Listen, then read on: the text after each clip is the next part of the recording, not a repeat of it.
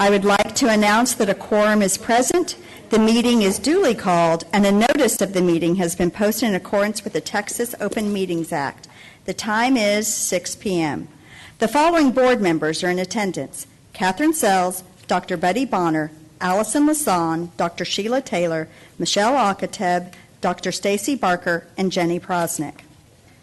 First item is the board election information. Consider and take action with respect to canvassing the May 3rd, 2025 Board of Trustees election. Would someone like to make a motion? Dr. Barker. Thank you, Madam President.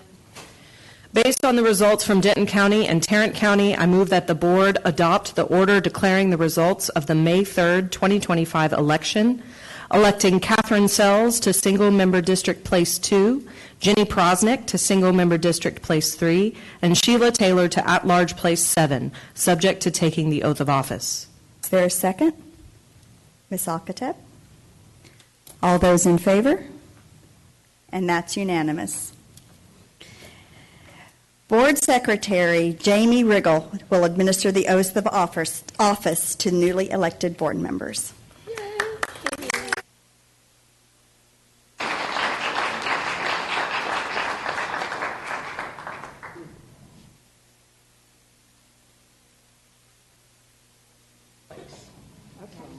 So Catherine's first.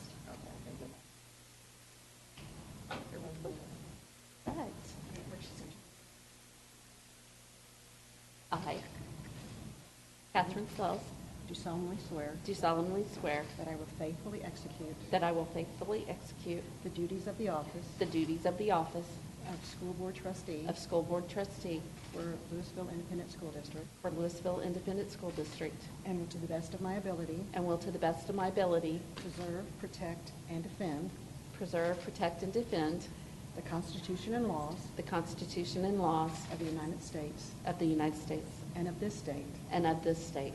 So help me God. So help me God. Congratulations.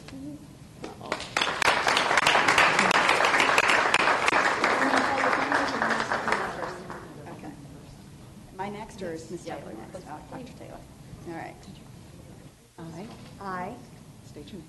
Jenny Prosnick, Do solemnly swear do solemnly swear that I will faithfully execute that I will faithfully execute the duties of the office the duties of the office of School Board Trustee of School Board Trustee for Lewisville Independent School District, for the Lewisville Independent School District, and will to the best of my ability and will, to the best of my ability, preserve, protect, and defend preserve, protect, and defend the Constitution and laws the Constitution and laws of the United States of the United States and of this state. and of this state. So help me God. So help me God. Congratulations.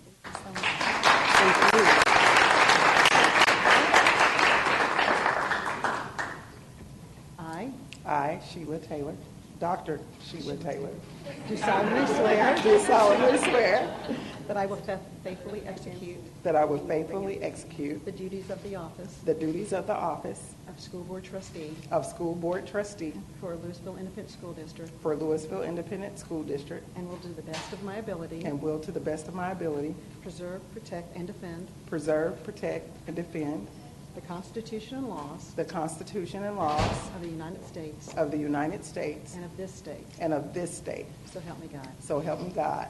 Congratulations, Dr. Taylor.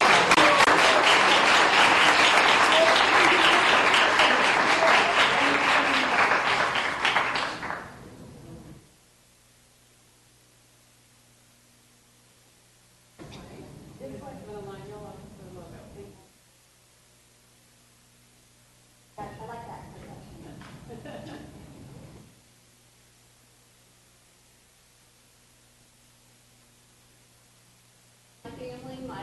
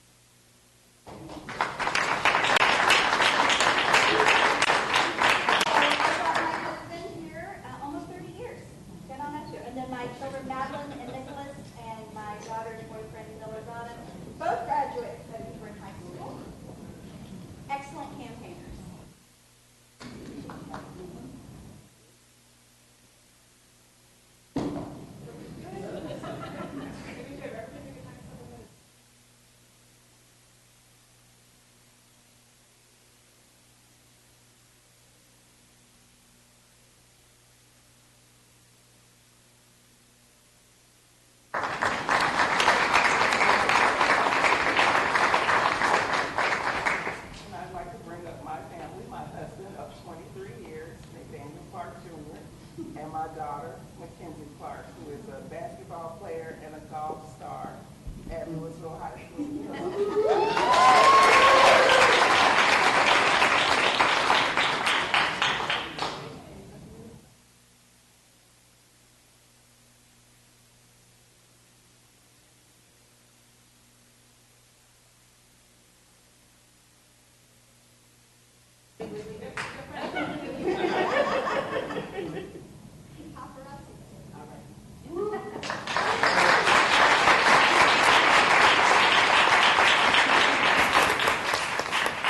Cheers to 3 more years.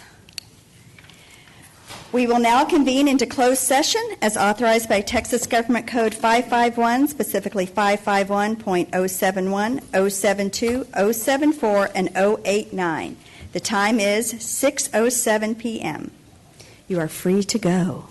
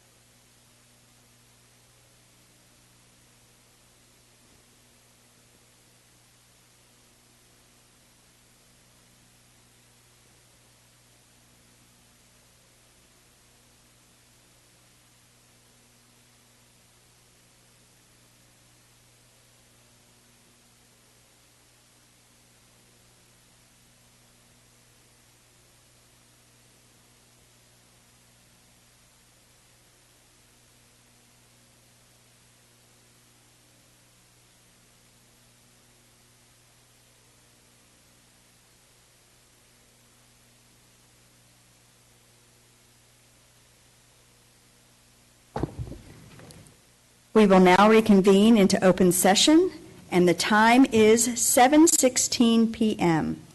Students from Valley Ridge STEM Academy will now lead us in our pledges. Kindergarten Knox, oh my goodness, I cannot read.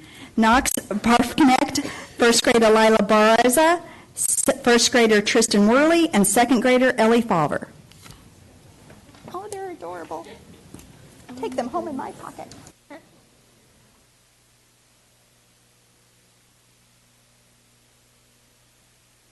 I pledge allegiance to the flag of the United States of America and to the republic for which it stands, one state and under God, indivisible, with liberty and justice for all. Honor the Texas flag. I pledge allegiance to the Texas, one state under God, one and indivisible. Wait, y'all come over here to the center so I can tell everybody all about you. Here's some fun facts about Knox. Want to wave your hand, Knox? Everyone knows who you are? There you are. Knox enjoys playing baseball and throwing the football with his dad. And per Dr. Bonner, hits a lot of home runs. When asked what he wants to be when he grows up, Knox said a professional baseball player for the Texas Rangers. Well, it's a good thing you're hitting those home runs. When asked about his favorite teachers, Knox said, Ms. Lindsay, she always helps everyone and is very kind. She's the sweetest teacher ever. Some fun facts about Leah. Leah enjoys playing soccer and drawing pictures. When asked what she wants to be when she grows up, Leah said she wants to be a police officer. When asked about her favorite teachers, Leah said, Miss Artser, because she makes me happy and smile. Some fun facts about Tristan. Tristan enjoys playing t-ball, swimming, and drawing. When asked what he wants to be when he grows up, Tristan said he wants to be an actor in superhero movies. When asked about his favorite teachers, Tristan said, Miss Artser, once again, because she does fun stuff and is always nice to me. And here's some fun facts about Ellie. Ellie enjoys art, music, and playing outside. When asked what she wants to be when she grows up, Ellie said she wants to be a teacher. The best job ever. When asked about favorite teachers, Ellie said, Mrs. Garcia is my favorite teacher because she is kind and loves us. Well done. Could the families please stand so we can recognize you? Mom and dads are here. They didn't drive themselves. I know that. Thanks for sharing your kids with us.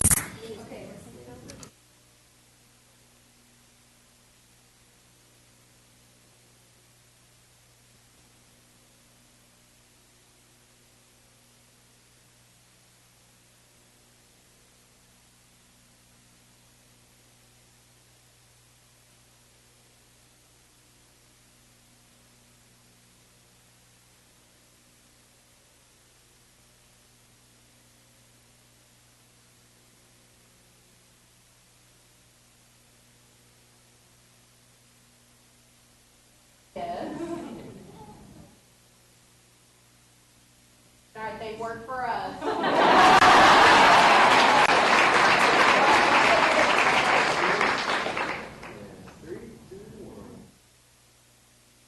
Y'all did awesome. Good job. Well done.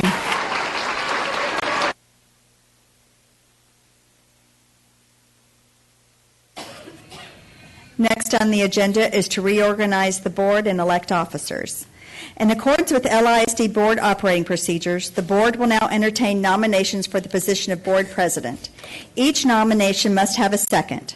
As a reminder, board members may not nominate themselves, nor may they second a motion for their nomination. Once all nominations have been made, I will call for a vote on the nominees in the order of their nomination. If the first nominee does not receive majority vote, then I will move to the second nominee. This process will continue until a president is elected. This process will then be repeated for the positions of vice president and secretary. Would someone like to make a motion regarding the board president? Dr. Barker. Thank you, Madam President. I move to nominate Jenny Prosnick as board president. Is there a second? Dr. Bonner? All those in favor? That's unanimous. Vote carries 7-0. Thank you, board. Next up, selection board vice president.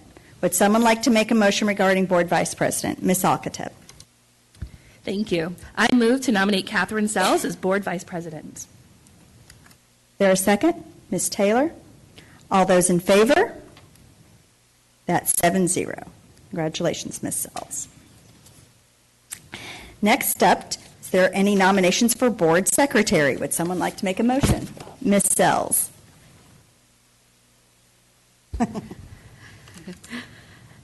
Madam President, I would like to nominate Sheila Taylor, Dr. Sheila Taylor, for board secretary.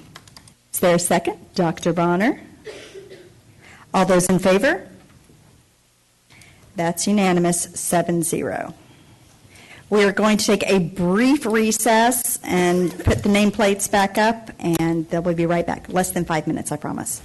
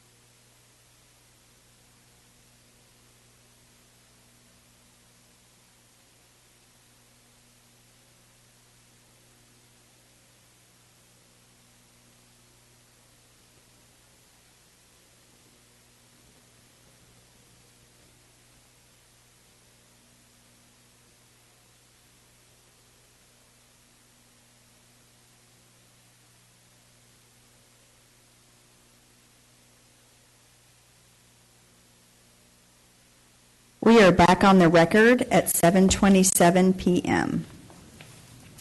Welcome to all.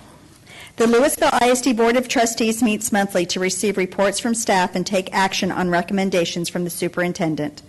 The board receives the agenda and all supporting documentation 10 days in advance of these regular meetings, which allows us to ask and receive answers to many of our questions. The board also meets in regularly scheduled workshops and work sessions where staff discussions and presentations are given for many of the agenda items. This protocol means lengthy discussion or litany of questions on every agenda item often is not necessary, and as a board, we should have appropriate knowledge and preparation for responses regarding the content of our meeting tonight.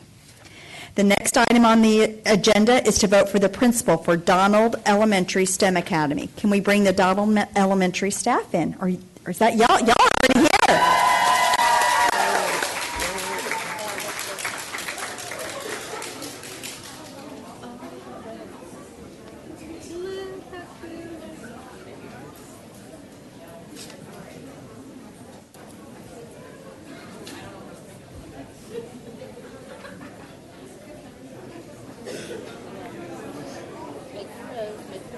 Make your rows.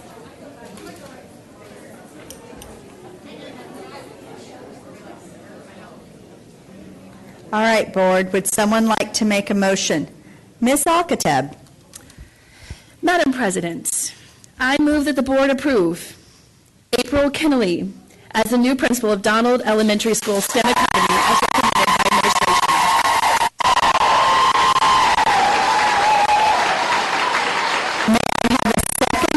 Ladies, we haven't voted.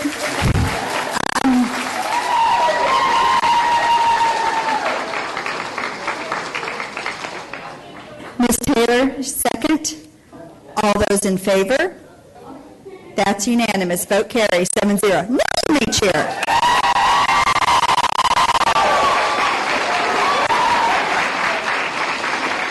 Congratulations, Ms. Kennelly.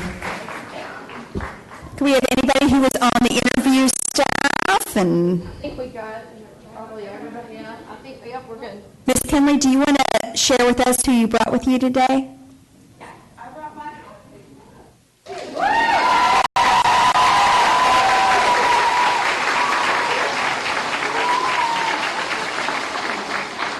My daughter in college is watching online.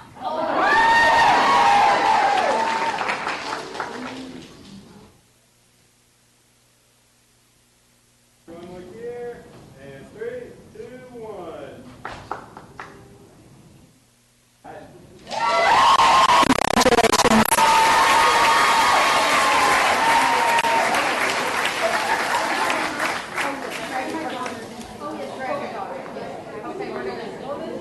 Yeah.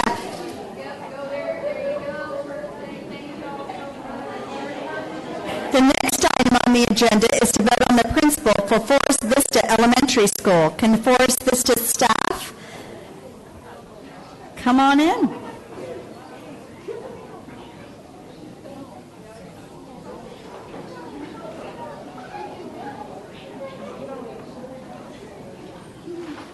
That's nice.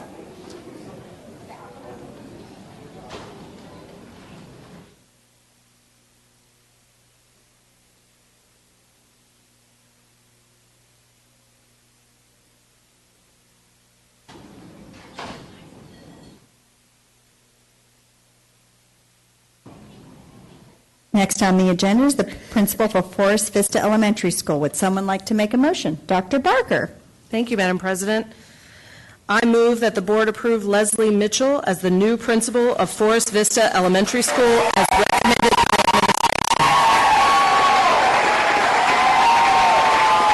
The administration. second, Ms. Sells.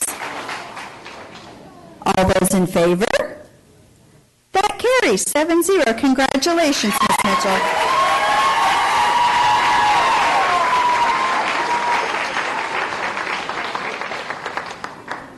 Ms. Mitchell, do you want to share who you brought with you tonight?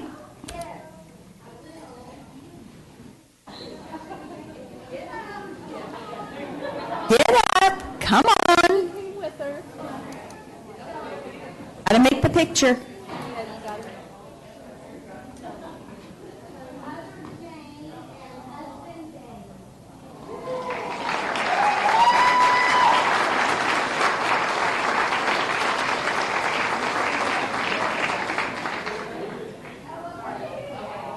Congratulations, Ms. Mitchell.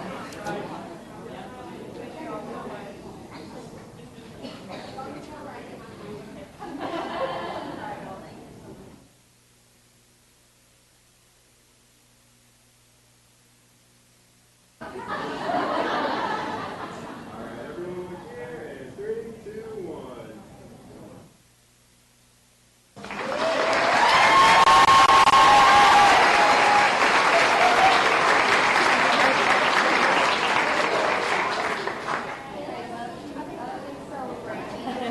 Congratulations again, Ms. Mitchell. Next on the agenda is to vote for the principal of Morningside Elementary Schools. Can the Morningside staff come on down?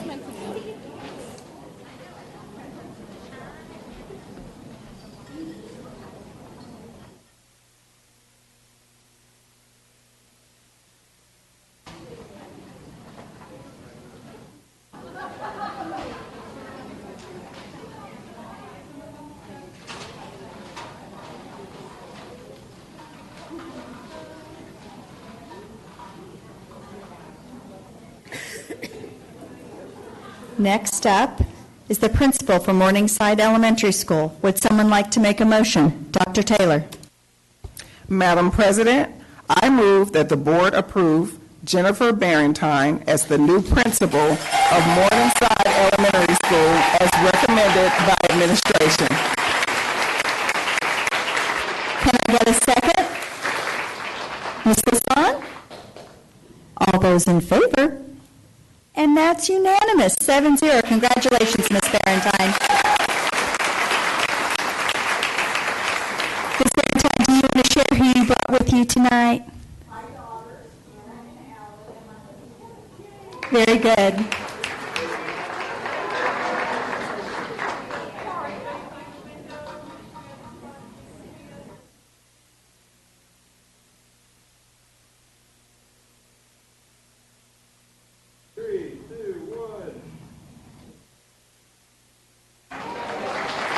Congratulations, Ms. Barentine. Next up is to vote on the principal for McCamey Middle School. Let's bring the McCamey Middle School staff present tonight. Oh, we even got cheerleaders. I love it when we have cheerleaders. And we have the night.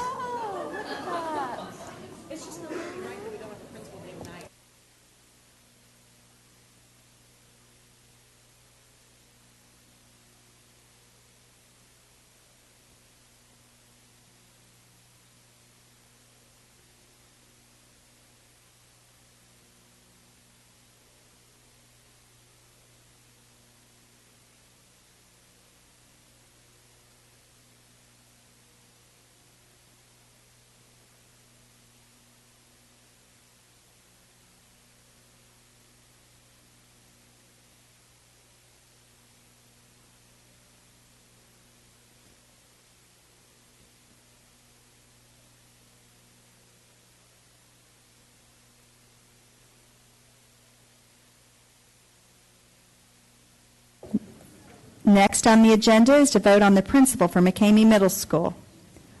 Would someone like to make a motion? Dr. Barker. Oh, excuse me, Ms. Alkateb. I'm so sorry, I did not see your hand. Thank you. I move that the board approve Kristen Tufnell as the new principal of McKeamy Middle School as recommended by administration.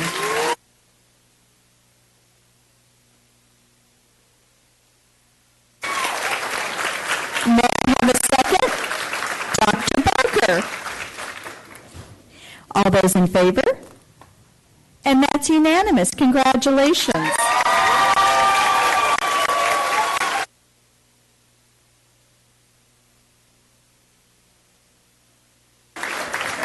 Ms. Tufnell, could you share who you brought with you tonight? Very good.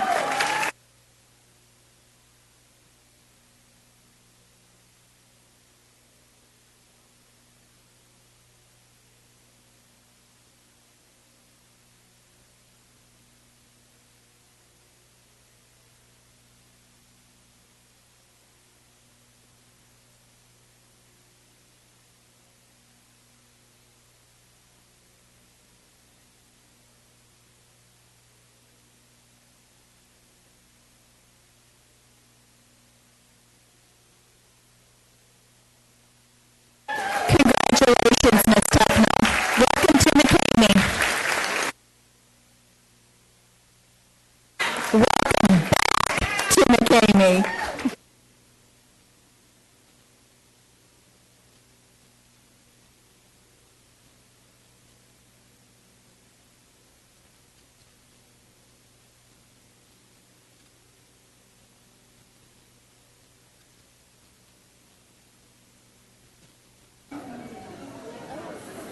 Next on the agenda are recognitions and student spotlight.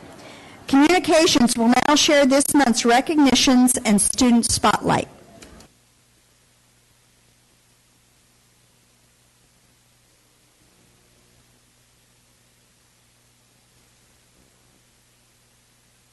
The National Association of Elementary School Principals recently announced Lewisville ISD's STEM Academy at Donald Elementary as one of only 47 elementary schools nationwide to be named a 2025 School of Excellence Award winner.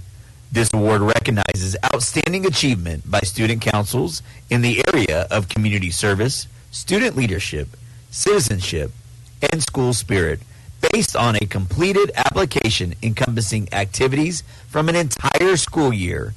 And this year, Donald Stuco was selected for its Green Team's recycling efforts. Congratulations, Donald Stuco.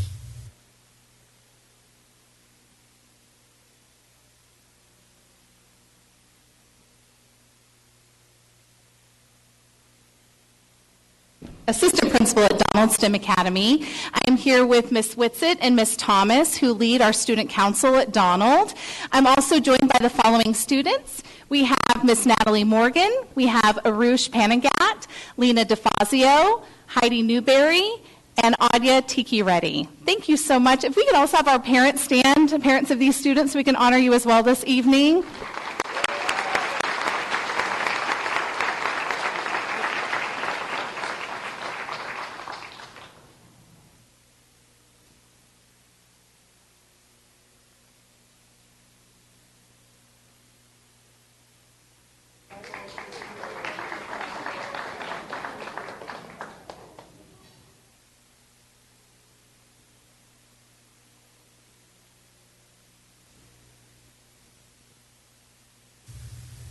Two students from LISD earned top state honors in this year's Texas PTA Reflections Contest.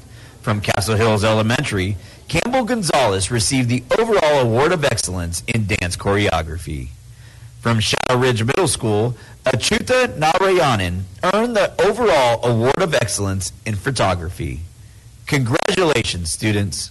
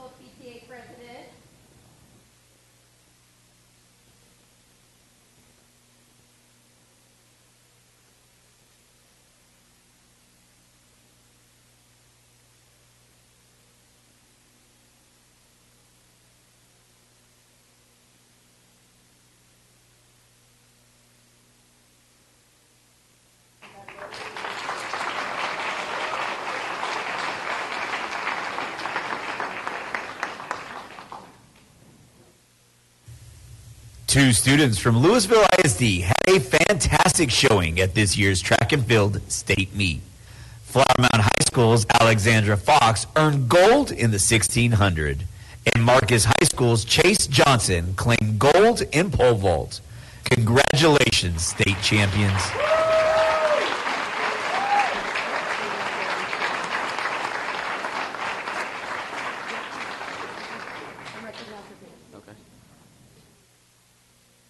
Good evening. I'm Andrew Cook. I'm the head track coach at Flower Mound High School. It's great to be here tonight to recognize Alexandra Fox, state champion of the mile. She ran the mile in 4 minutes and 45 seconds. So, give a round of applause.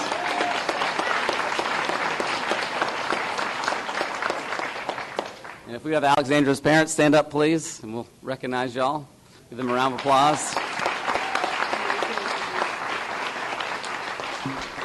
Hi, I'm Andy Reinberg. I'm the head track coach at Marcus High School, and we're here to represent Chase Johnson. He is our school record holder. He is our state champion in the pole vault 6A, and he cleared 16.6 to win first place this year. So,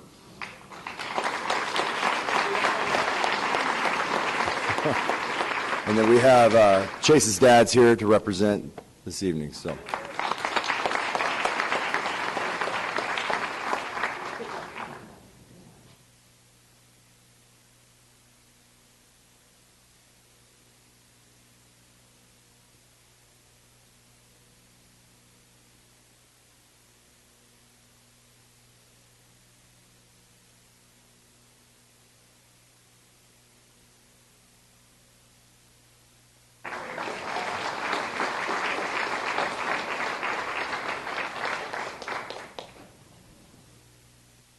Marcus High School girls soccer team had an incredible season, winning the 2025 UIL 6A Division II State Championship on April 12th. Led by Coach Aaron Smith, the team finished with a 19-4-3 record and was ranked 7th in the nation. They were district, Region 1, and state champions. In the playoffs, they outscored their opponents 14-0, not allowing one single goal in all 6 rounds. This is their 3rd state title and 2nd in just 3 years. Congratulations to the team on a historic season.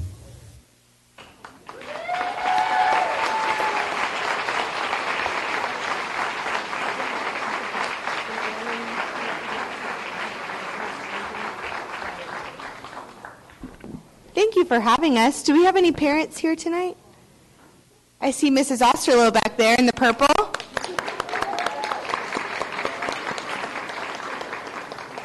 Thank you so much for recognizing our girls. They've worked really hard for this and deserve all the praise.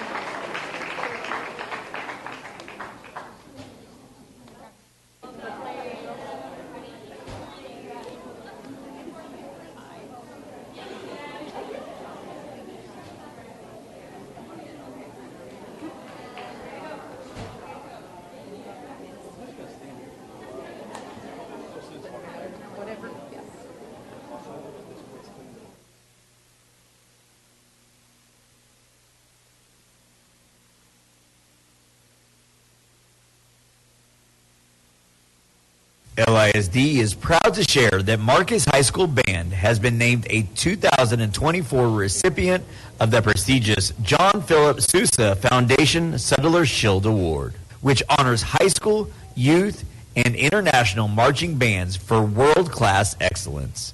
Marcus is one of only 3 scholastic marching bands in Texas to receive the honor this year, and one of just 10 schools ever to earn the Sutler Shield more than once. The band previously received the award in 2007. Well done, Marcus Band.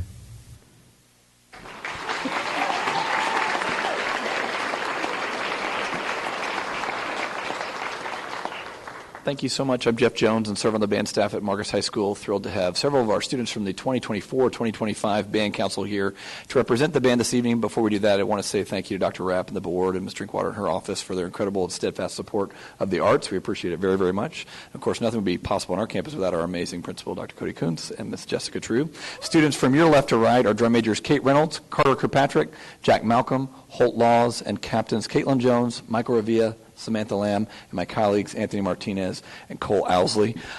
Their parents are very proud of them, but there's only one parent here this evening. He's also on the microphone. So I did want to say thank you again for the opportunity, and thank you for the recognition tonight as well. Thank you.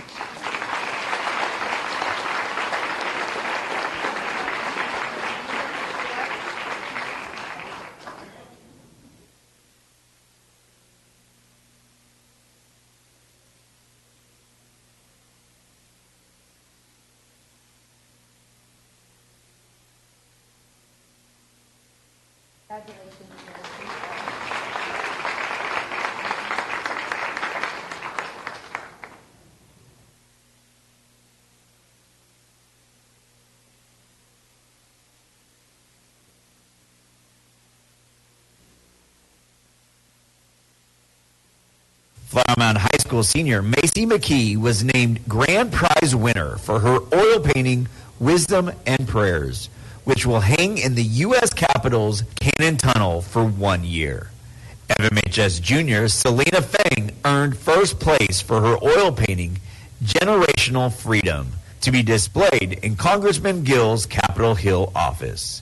Incredible work, Macy and Selena.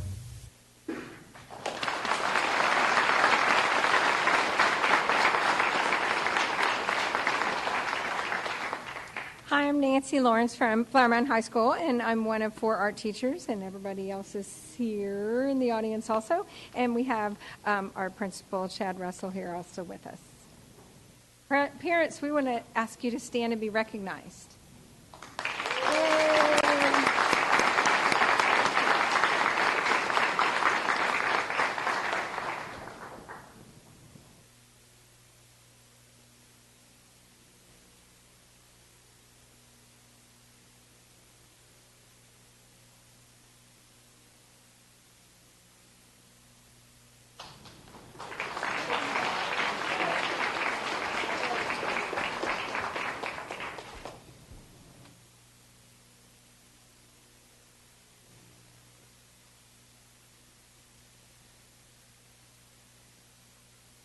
LISD celebrates an outstanding group of creative students recognized in their Scholastic Art and Writing Awards, the nation's longest-running program for young artists and writers. 7 LISD art students and 2 student writers received this top regional honor, which spans multiple states. A special shout-out to Aliyah Kogulsha from Flower Mound High School, who earned both a regional gold key and a national silver key. Congratulations, students.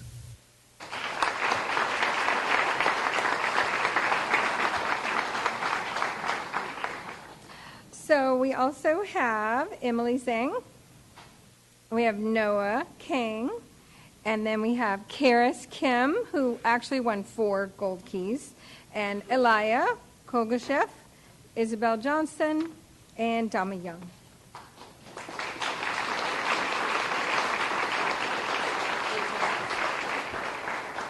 And parents, if y'all would like to stand and be recognized.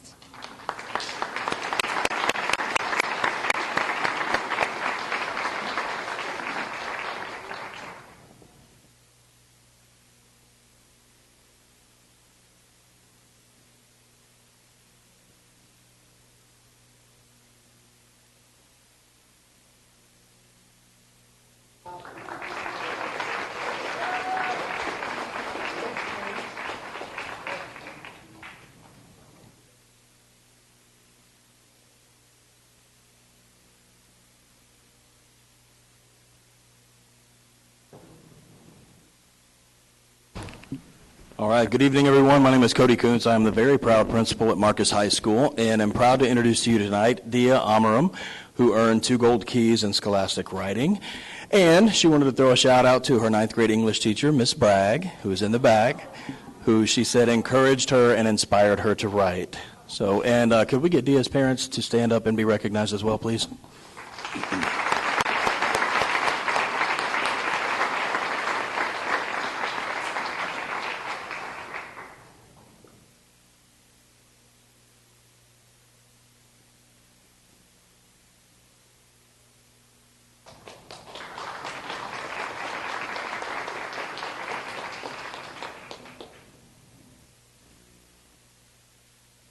Three LISD students earned the prestigious Visual Arts Scholastic Event Gold Seal Award. VACE is the Texas State Visual Arts Recognition Program presented by the Texas Art Education Association.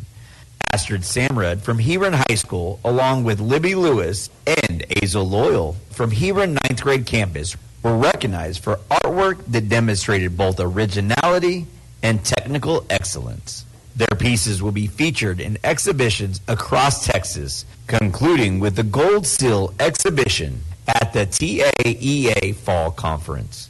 Way to go, students. LISD is proud of your creativity and dedication.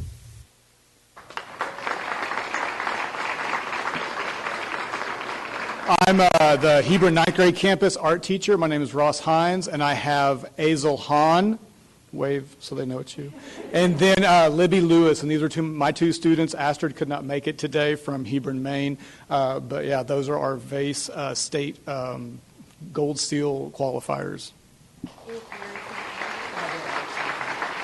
And if the parents for both would stand to be recognized, thank you.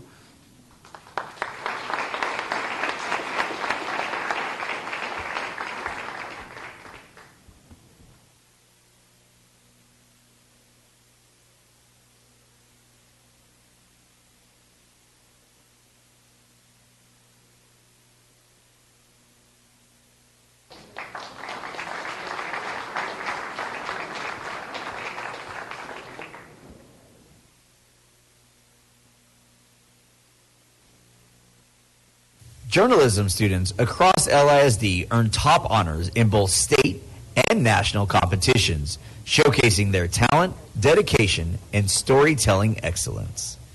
In the UIL Interscholastic League Press Conference competition, Hebron High School led the way with 3 first place, 8 second place, and 7 third place awards. Lewisville earned 1 first place, 1 second place, and 4 third place awards. Marcus High School earned 3 first place, 2 second place, and 1 third place awards. In the Texas Association of Journalism Educators competition, Hebron won 1 first place, 2 second place, and 2 third place awards. Lewisville High School received 1 third place award. In the Columbia Scholastic Press Association contest, Hebron students captured 3 first place and 2 second place awards. Lewisville students earned 1 first place, 1 second place, and 3 third place awards. A special congratulations goes to Hebron students Amani Niaz, who was named UIL's runner-up for Video Producer of the Year, and Krista Fleming, who was named UIL's Online News Editor of the Year, TAJE's High School Journalist of the Year, and a top 6 finalist at the JEA National Convention.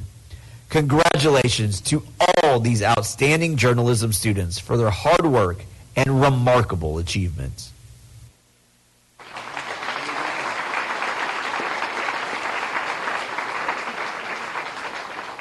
All right, I'm Stephen Jones from Hebron High School. We have 4 of our students here today, so just to introduce them. Sarah Mitchell down on the end. Oh, yeah, go for it. Krista Fleming, Anya Kochar, and Felipe Castro are here today. I do believe a few of their parents accompanied them, if anyone wants to stand. I won't make you. Hey, look at that.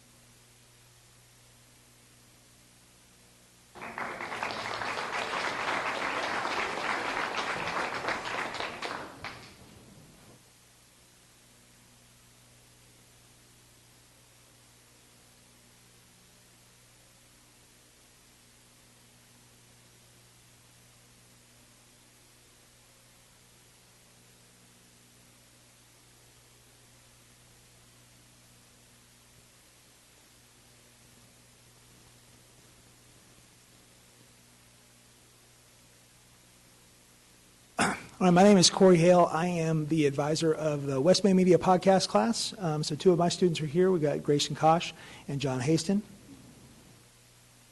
And then I'm Elizabeth Pinkham, and I'm the advisor of the Farmer Yearbook and the Farmer's Harvest newspaper. And then we have Stephanie Salazar and Miranda Robles.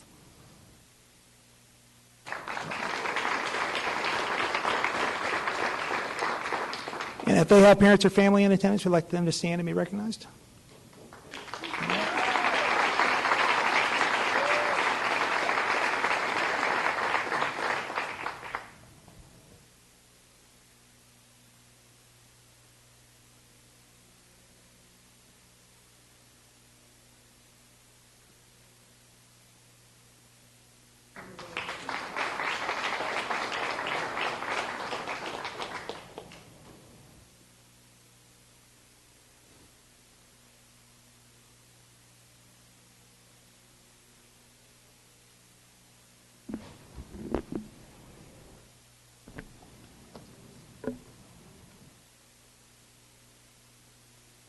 Okay, good evening. I'm Philip Leone. I am the advisor for the newspaper at Marcus High School. Had 4 staffers do quite well at ILPC, the UIL competition held in April down in Austin. First up, second place for feature writing, that's Macy Doan. Step forward and just wave. There you go. Also second place for photo story, Anya Jane. Yeah, there you go. First place for sports feature, Grayson McCrate.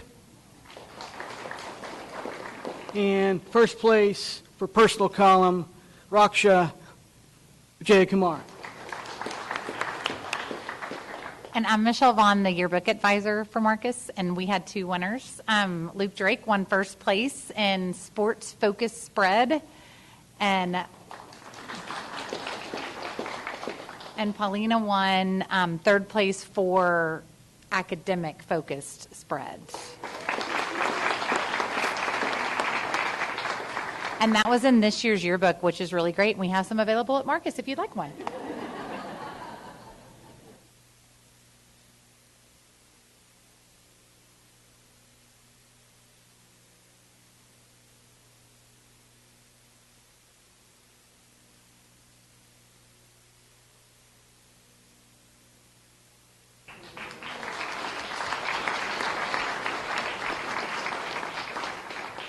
Students from Flower Mound, Hebron, and Marcus High Schools earned top honors at the Texas DECA 2025 State Career Development Conference. In total, 35 LISD students qualified to compete at the National DECA competition.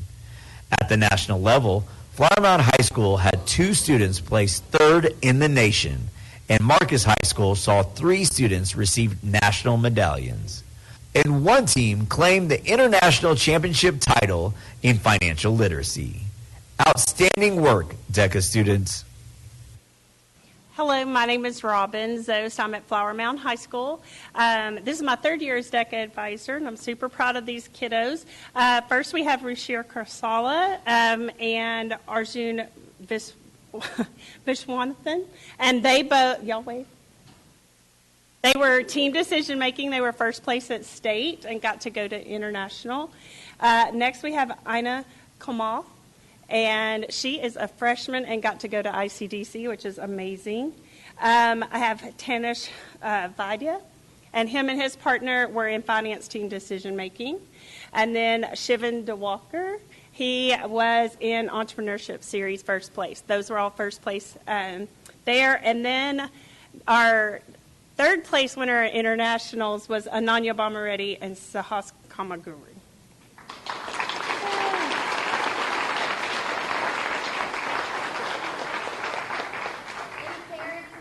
Do we have any parents?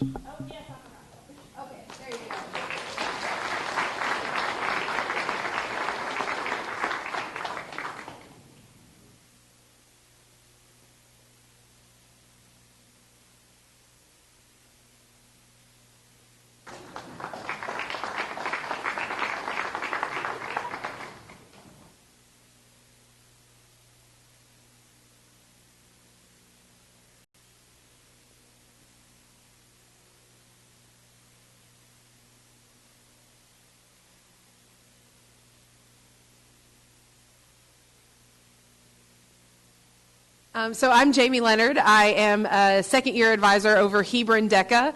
And this year, some of our guys that went, we have Adel Varkey and Nick Abraham, who competed in Innovation Plan. And then we have Arush Sin, who competed in Food Marketing Series and was an international finalist for one of his role play events.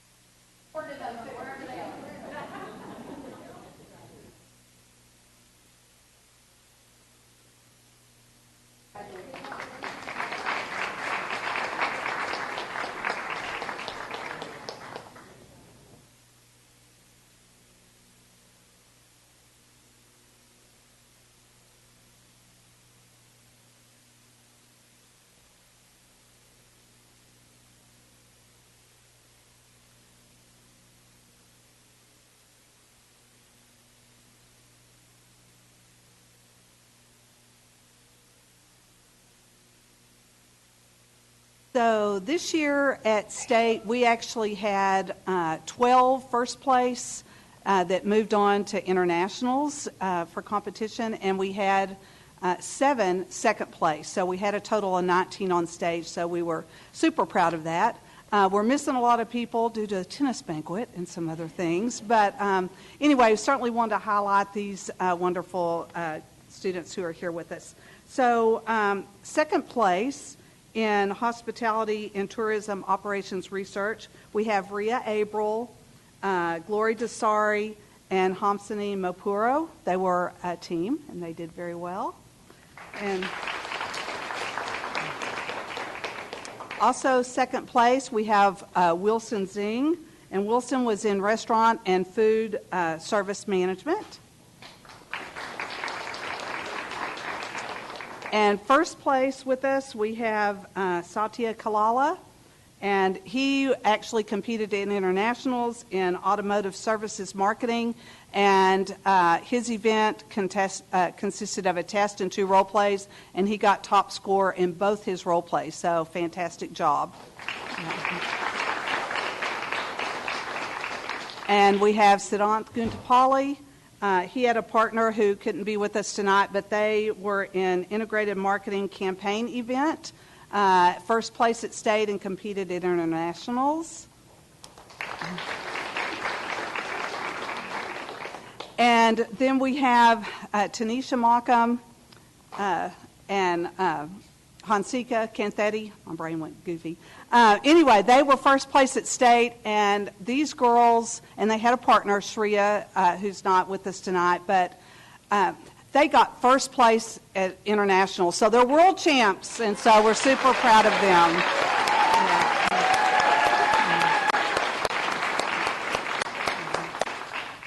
Any parents here with us? There you go. Yay.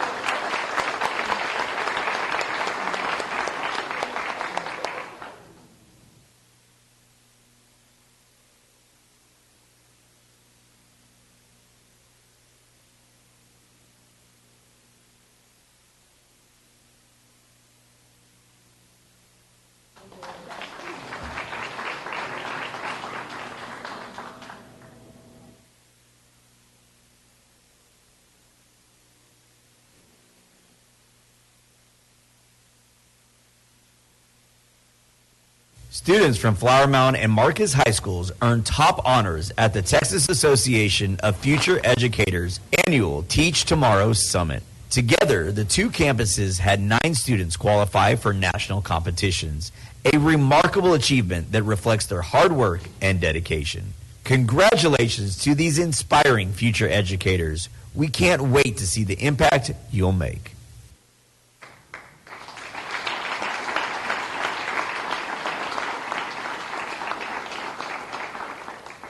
Hello, my name is Carrie Eisworth, and I am the Taffy sponsor at Flower Mound High School.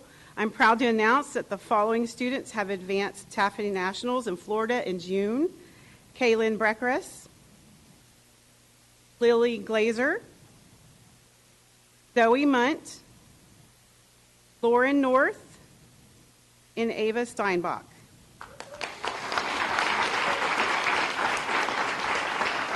Congratulations.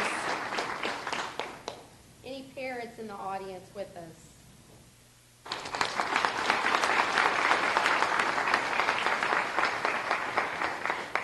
And you're all hired. You're going to be teachers. Thank you.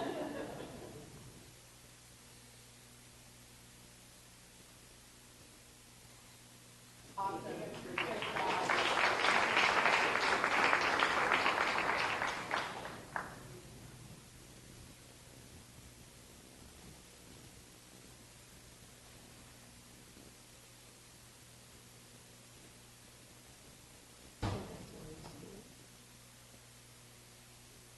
Hi, I'm Alice Dack. This is Kendall Hahn, and we represent Marcus Taffy. We're excited to announce our Marcus Taffy members advancing on to nationals in Orlando. Oh, words are hard this late at night. Orlando, Florida this summer. Emily Kincaid for exploring support service careers. Audrey Daly for public speaking, and Jackie McCarthy and Grace Terrell for interactive bulletin board. And we'd like to say hi to their wonderful parents if they're here tonight.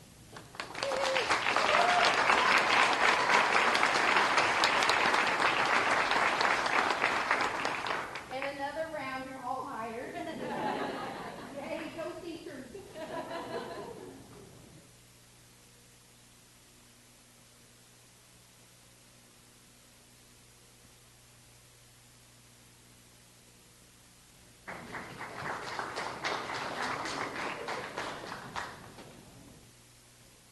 Students from Tech West achieved top placements at the 2025 Skills USA Texas Leadership and Skills Conference. Grady Best earned gold in automotive refinishing. Carson Peterson earned silver in collision repair. Hector Navarez earned bronze in automotive damage appraisal. Their success reflects the high level of skill, preparation, and dedication they bring to their craft. Congratulations to all. Outstanding work.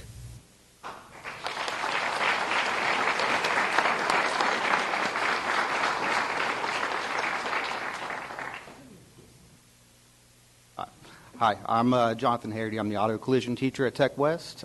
These are my 3 students that went to district and then state. Right here closest to me is Hector Navarez. First time we tried estimating, so he got 3rd place in collision damage appraisal. To the far right, we have Carson Peterson with collision. And in the middle, we have Grady Best, who got 1st place and is moving on to nationals next month in Atlanta.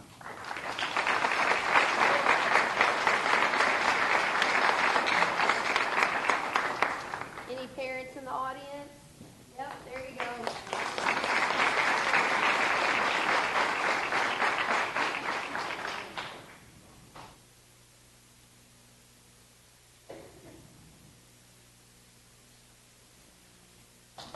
Tech West.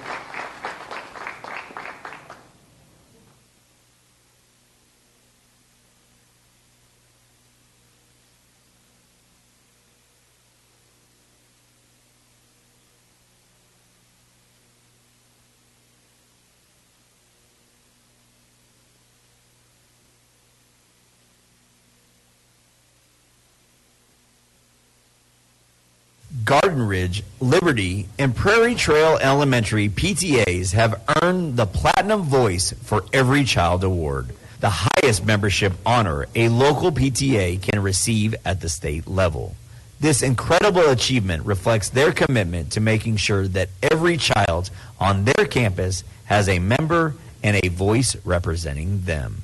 Congratulations to all 3 PTAs on this well-deserved recognition.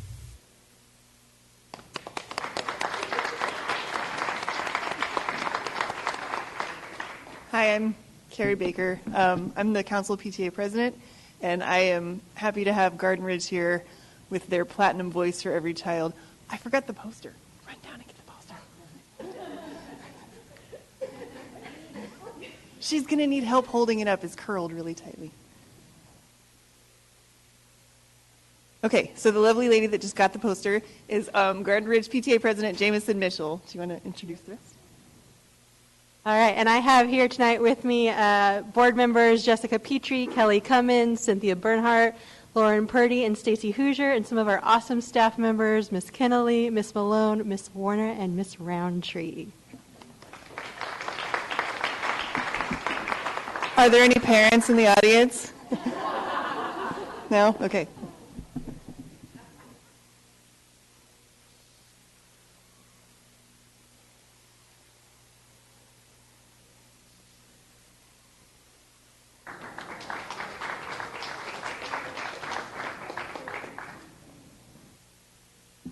From Liberty PTA, we have President Jennifer Bogdanowicz.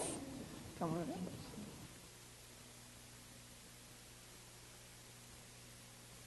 And today I brought with me our principal, Dr. Matt Rainey, and Chelsea Sham, who was the brains and beauty behind everything that we needed for membership to make this happen.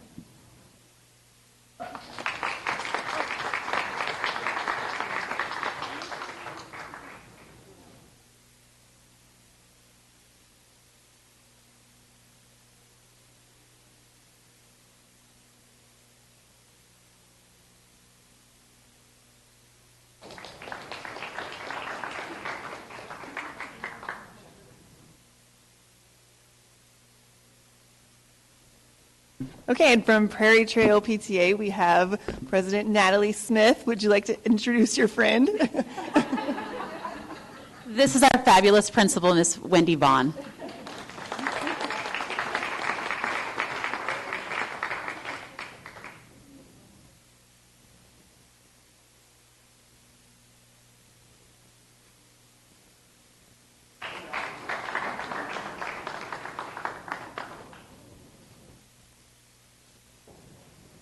Ms. Alcatab will read this month's Recognize Someone. Thank you. A parent shared about Miss Baker at Flower Mound 9. Miss Baker taught my son last semester, and he just loved her class. She really helped him find a way to work through the writing process in a different way. He was able to be a leader in her class, which really built up his confidence. Her recognition of a student who is often quiet and unnoticed meant a great deal to both him and us as parents. Thank you for all that you do for our students. A parent shared about Miss Hannah at Etheridge Elementary. Mrs. Hannah has been an incredible support for my daughter this year. As an MTA teacher, she has gone above and beyond to meet my child's unique needs, creating a warm and encouraging environment where my daughter feels safe to learn and grow. Her dedication, patience, and thoughtful approach have made a world of difference. Thanks to Mrs. Hannah, my daughter is now reading on her own, something she could not do at the beginning of the year. We are truly grateful for her care and commitment. Thank you, Ms. Alcatab. We also have a couple of board member celebrations. First, we want to celebrate Ms. Catherine Sells for her election to the role of president of the North Texas Area Association of School Boards for the 25-26 year. We wish you great success as you take on this role, and we thank you for stepping up and taking the challenge of leading trustees across all of North Texas.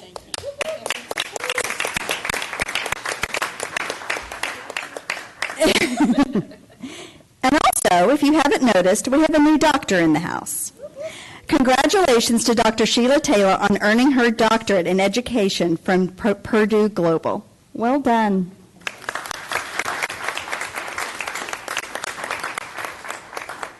And try to follow that with the superintendent update, Dr. Rapp. No pressure. All right, Madam President, members of the board, I'm happy to bring you my update this month. We've got a lot of great things going on around the school district. One of the very first things that's in my presentation, when it comes up here in just a second, is Teacher Appreciation Week. And we're so thankful to our community for recognizing all of our teachers and all of our staff across the school district and appreciate their work for all of us, and just have a great community that helps us keep our teachers.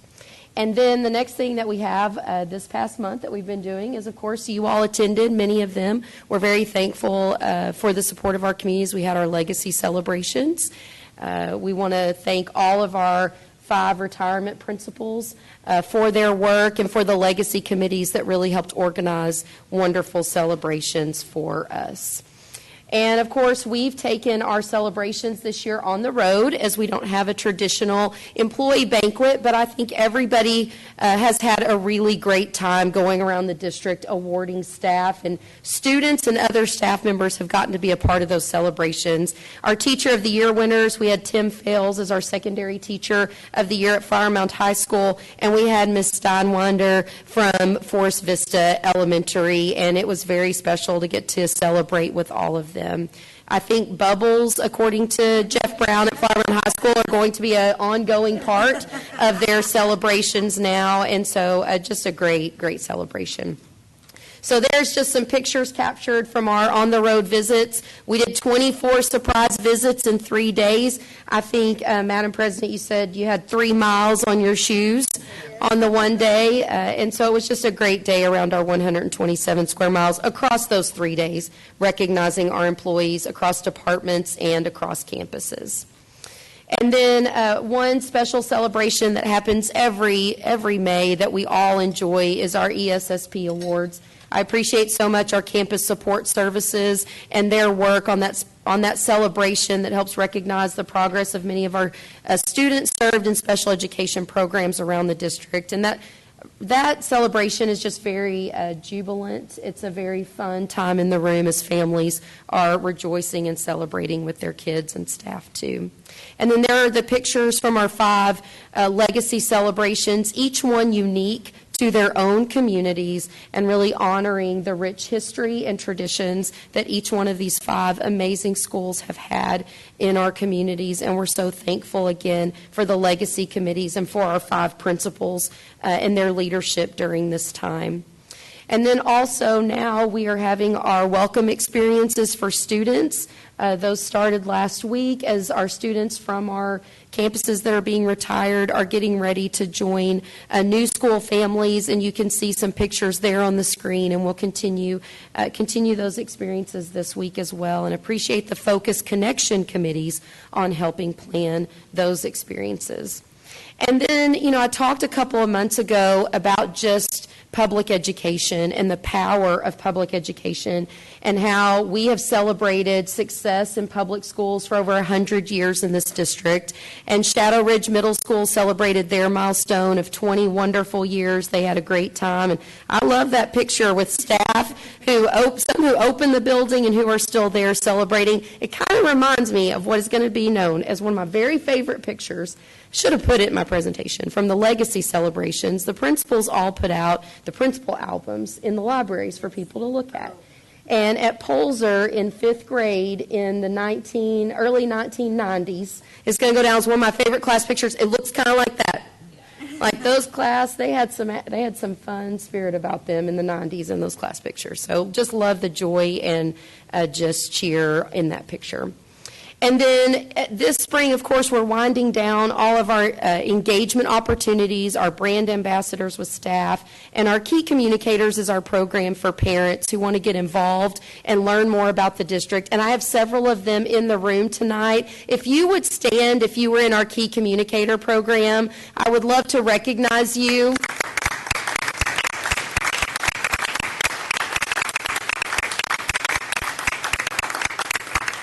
Just even as you're seeing here tonight, faithful attendance at 4 different meetings, learning about the important issues that we're facing in public education, learning about our school district, asking great questions. I appreciate so many of you that came at different times and spoke with them as well about board member service and local control. Y'all were an awesome group, and I'm looking forward to hopefully seeing them in Key Communicator too.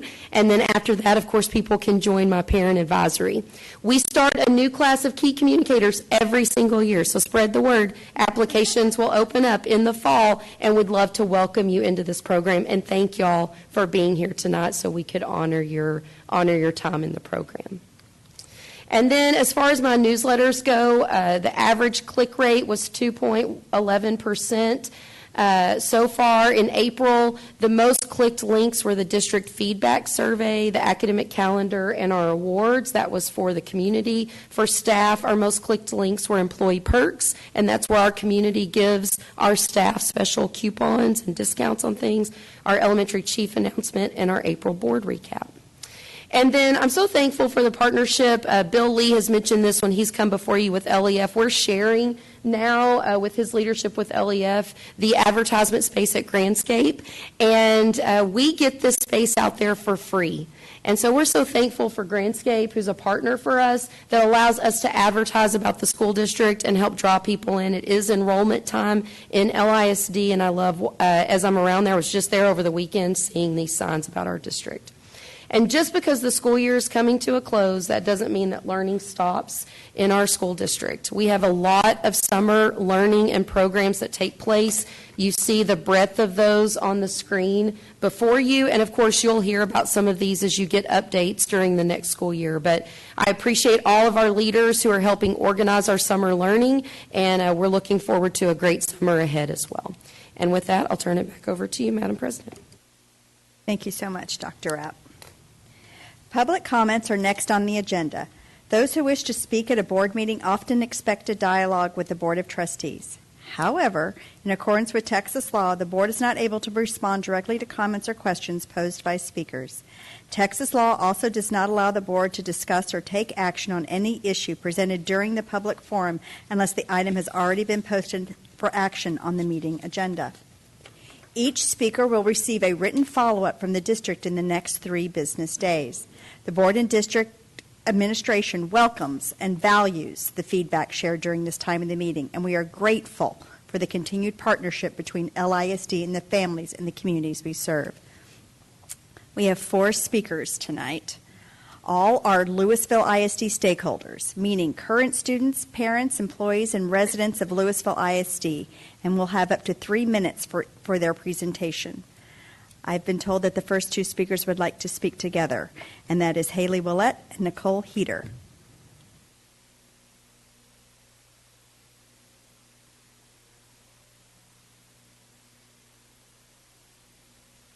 Welcome, ladies.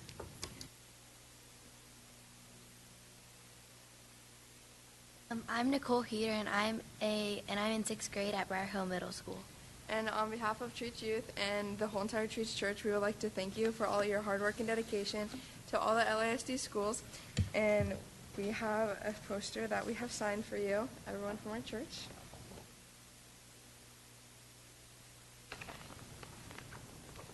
And we just want to say thank you for everything you've done for us for this whole entire school year. Thank you so much, ladies. If you ladies wouldn't mind, we're going to pause and we can take a photo. We'd love to take a photo with your poster if you don't mind.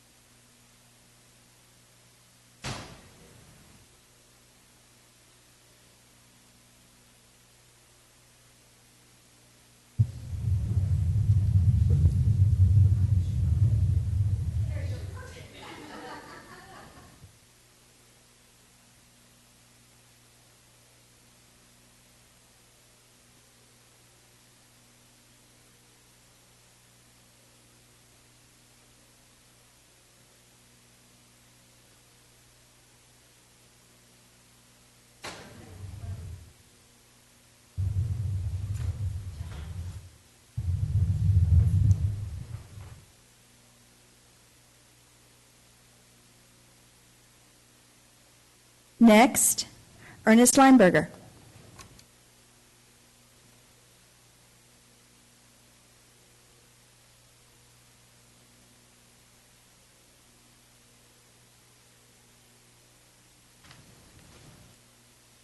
Hi, I'm Ernest Lineberger, retired naval officer, specialized in nuclear power, served tours on multiple warships, including the aircraft carrier USS Nimitz. Those were years of service.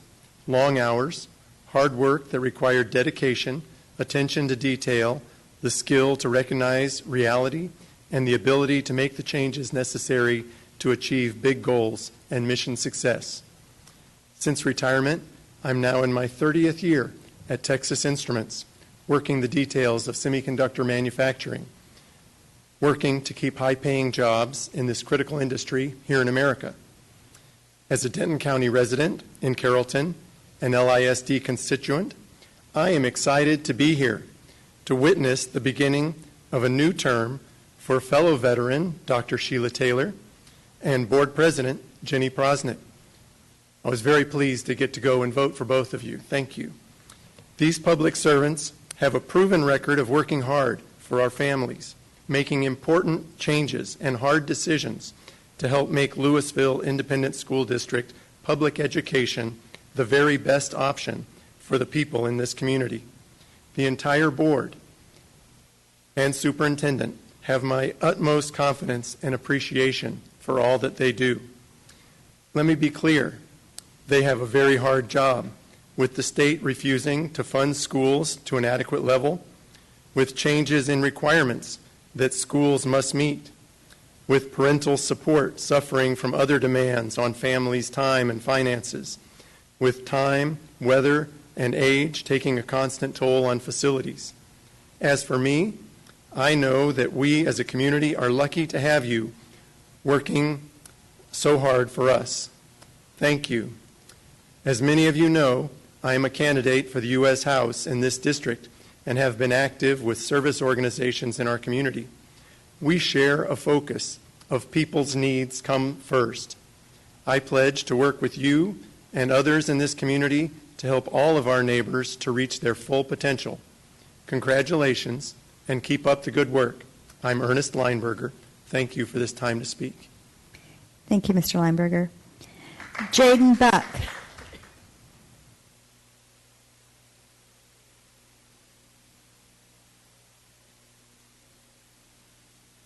Welcome, Ms. Buck. Dr. Rapp, Madam President, and members of the board, my name is Jaden Buck, and I am a proud Marcus student and the daughter of an LASD educator. Thank you for allowing me to come before you to discuss an issue that is very important to me. I'm here this evening to discuss the importance of languages at our high schools. Within the high school curriculum, it is mandatory that students take 2 credits of a language. Many students aren't interested in a language, but what pushes them away further is the lack of options.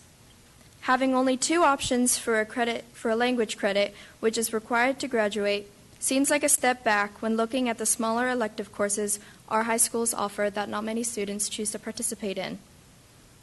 Language is a vital and important skill to learn and nurture, as it not only makes a student well communicated and well versed culturally within different areas of the world, but is also a significant factor that colleges take into consideration when choosing applicants. In past years, there have been several languages offered at high schools. Times have changed, and it's important to note that. However, German has already been cut recently at many high schools, Latin has been cut district-wide, and now the language that I'm pursuing, French, has been cut at my campus, Marcus. Now, I know there is also a factor of the number of students enrolled in the class that discourages admins from keeping some languages. However, seeing as students are given the opportunity to choose when they will take their language, it's understandable that the numbers of enrollment in every language class will vary from year to year. I know that hard cuts are having to be made because of our financial situation, but I hope that you will take the time to consider the importance of foreign language and the cultural and intellectual enrichment that it provides for our students. Thank you for your time. Thank you, Ms. Buck.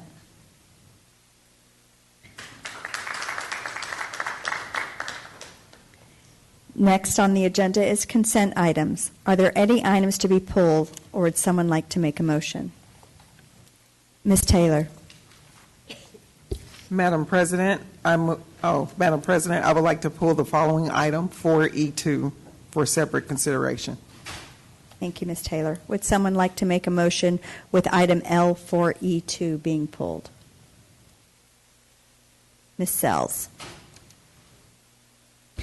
Madam President, I move that the board approve the consent agenda items as recommended by administration, with the exception of the following item pulled for separate consideration. Item L4E2. Is there a second? Ms. Alcatab? All those in favor? That's unanimous. Vote carries 7-0.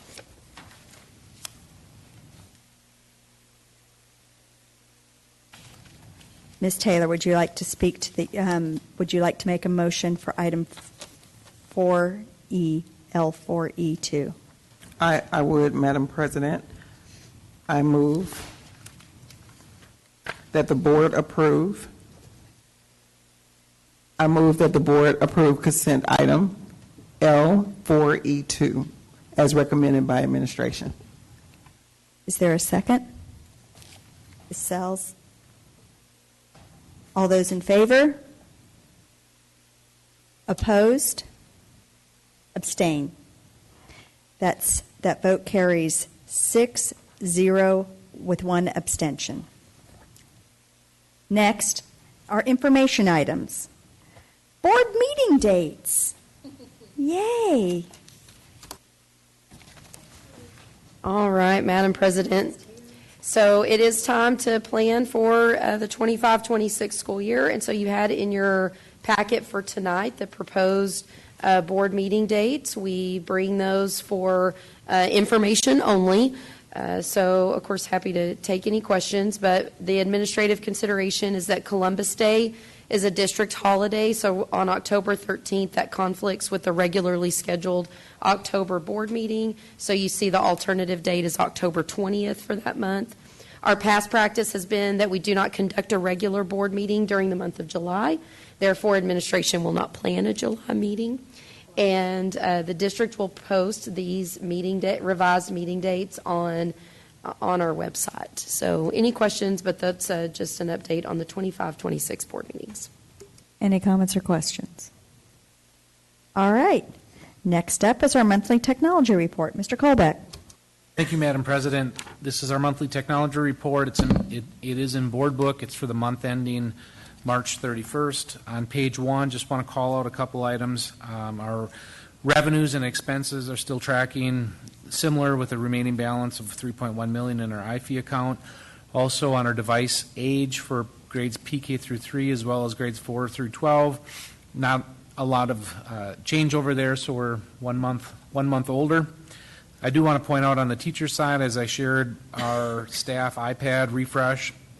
During this time, that project was underway. So what you're seeing here is our average device age for teachers is 2 years, 6 months, which is 5 months younger than it was last month. So that project is impacting the total age.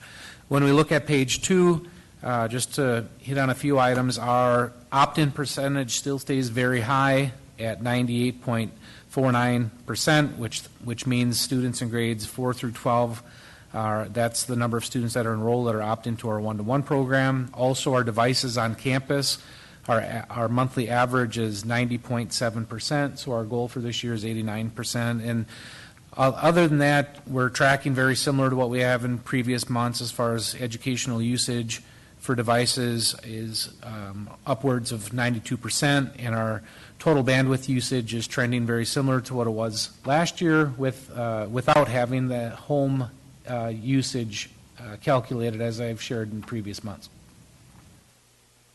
Any comments or questions? Thank you, Mr. Colbeck, but you're still up with the Technology Advisory Council update. All right, thank you. This is a brief presentation. Some years we do this during the board meeting, sometimes we do it during the retreat. So this will be a quick reminder of the purpose for the Technology Advisory Council. Essentially, the charter for this group is it's a group of diverse stakeholders. It includes students, it includes staff, parents, teachers, administrators, content experts in the curriculum areas. We also have tried to make sure we're diverse in the technology experts that are on the committee, that they represent different areas of how we are structured as a department. So we have people in the software development, tech services side, network and infrastructure side, and certainly we have people on our administrative teams in technology and digital learning. And this group, main purpose is a sounding board. So we try to bring ideas, things that we're maybe challenged with at the district level to get some feedback from this group, talk about implementation, how we might roll out a few things. So what I want to do tonight is just break down that membership and some of the things that we've talked about this past year. So as you can see, this is our membership. We do have students on there. We're trying to have members from each feeder pattern. It's awesome to be in there and get feedback from the students. Certainly they've come up through LISD, so they have good insight to share with us. We have a diverse representation between elementary and secondary staff. We also have parents on there, as I said, administrators, educational specialists, which I do want to call out too. We do have special ed represented. And it's always great to hear that perspective because it's easy to look at technology outside of that, and we really need to be inclusive for all the students. So we're trying to make sure we're covering that through education specialists. Our meeting dates, we typically meet 4 to 5 times a year. This is our cadence for this year. What we try to do is get the year underway, and if we have people that fall off through retirements or resignations, that we can fill that back up. We ask the board annually, too, if you have people that you want to serve on the committee. So we get the team together and we start our meeting cadence. What I want to do is touch on some of the things that we have talked about this past year.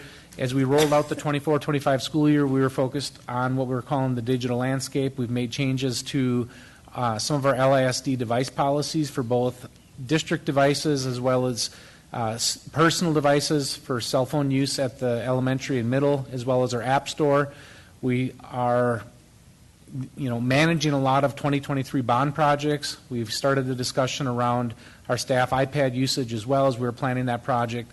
As we transitioned into December, we started talking more about our technology device discussion around do any of those policies need to come up. We're following what was going on in the legislative session. Also, as you heard last week, the SHAC update. So looking at our technology guidelines, the Technology Advisory Council listened and looked at and provided feedback on that, input into those guidelines. We started really getting into the nitty-gritty on our staff iPad usage. We looked at a lot of data, too, to find trends on where we were seeing consistent use of devices across content areas as well as grade levels. And we started doing product evaluations for our classroom technology, specifically our interactive flat panel displays as part of the 23 bond. Looking ahead in February, more feedback on the SHAC guidelines, additional student device considerations. By that time, too, we had also met with student advisory groups for middle school and high school, so we shared some of the student feedback with the group, gave an update on our staff iPad project, and then at that point started talking more about technology moves for our retired campuses, how we were planning those projects out, how we were going to communicate that work, and then an update on our student information system update. As we transitioned in the last month, in April, we finalized feedback on the SHAC guidelines, continued to give an update on our staff iPad deployment, more high school device consideration as those bills are working their way through the legislative session. Continued to give updates on our student information system, as well as forecasting 4th and 9th grade iPad refreshes for next year, the final results of our interactive flat panel project and to what scale we would do it, and then try to open it up for future topics that the committee wanted to discuss going into next year. So next steps, as we wrapped up our April meeting, we surveyed current members to see who wanted to come back. In the fall, we're going to, as I said, start recruiting additional. Expect an email to the board asking if you all have somebody you want to serve on the board if somebody falls off. And then schedule the meetings and start working through some of the issues for the upcoming year. So that's a brief overview of the Technology Advisory Council. And if you have questions, I'll do my best to respond. Any comments or questions from the board? Thank you so much, Mr. Colbeck. Appreciate your work with this committee. Thank you. Next up, Fine Arts and Athletics 2025-2026 update. Mr. Kaj. Thank you, President Prosnick, board members, and Dr. Rapp. As Christy Lyles and Amanda Drinkwater make their way up here to discuss this wonderful activity, I'm going to just kind of touch base on athletics and fine arts. Touches all cornerstones, but really lands very heavily in the student experience category. You might have seen this slide before. This is just a beautiful depiction of what happens in LISD from all over. And I will say, and you've heard this before, our students' classroom is one of the biggest ones, from the arenas to the stadiums to the fields. And not only is it the biggest classroom that these students get to learn in, but the public gets to watch them all the time. So just in a nutshell, 820 sports teams are offered from 7th grade through 12th grade, 618 fine arts programs, K through 12. 37,000 students participate in extracurricular activities in LISD. Many of them do both, athletics and fine arts. And so with that, I'm going to let Christy Lyles and Amanda Drinkwater take over and discuss the rest of the information.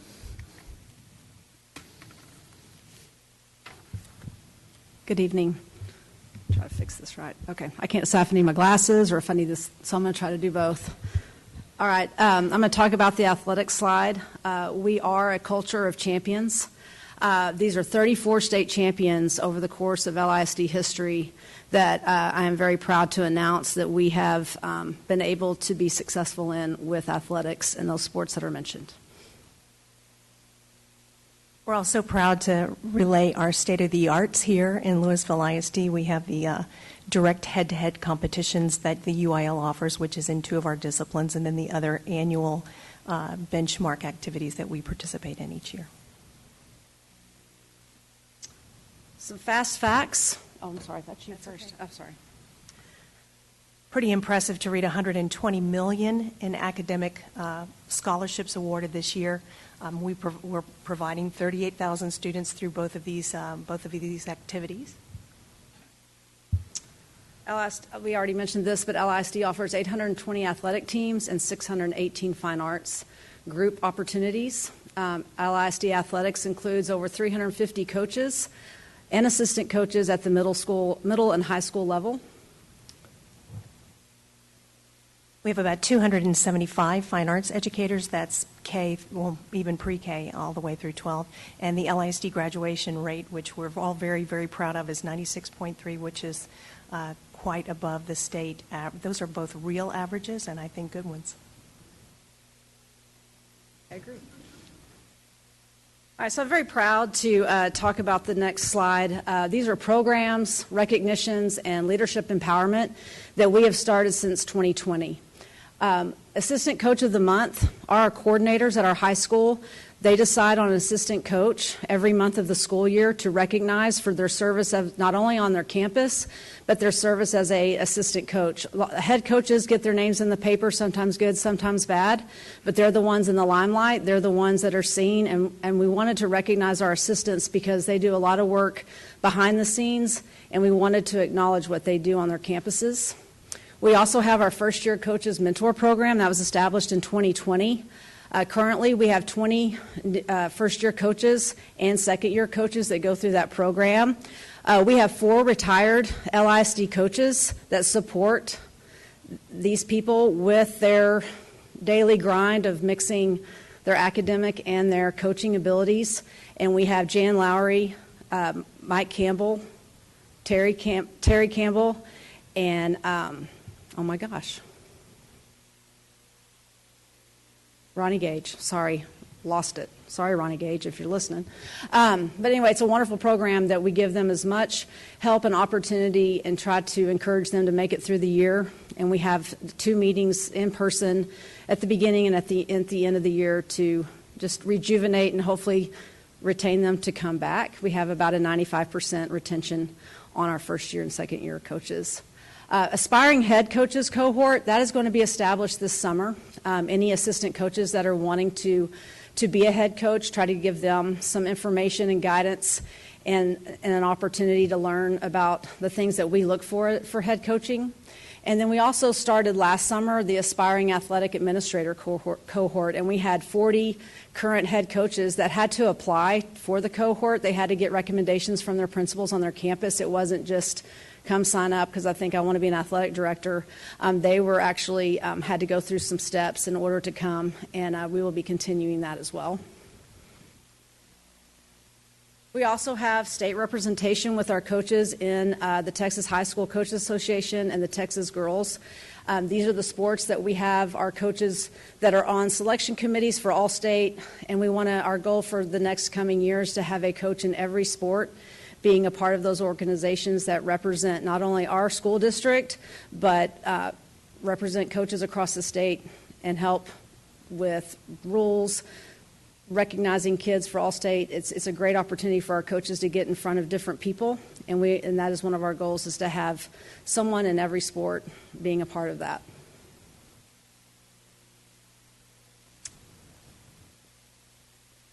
This is currently some achievements that I want to celebrate this year.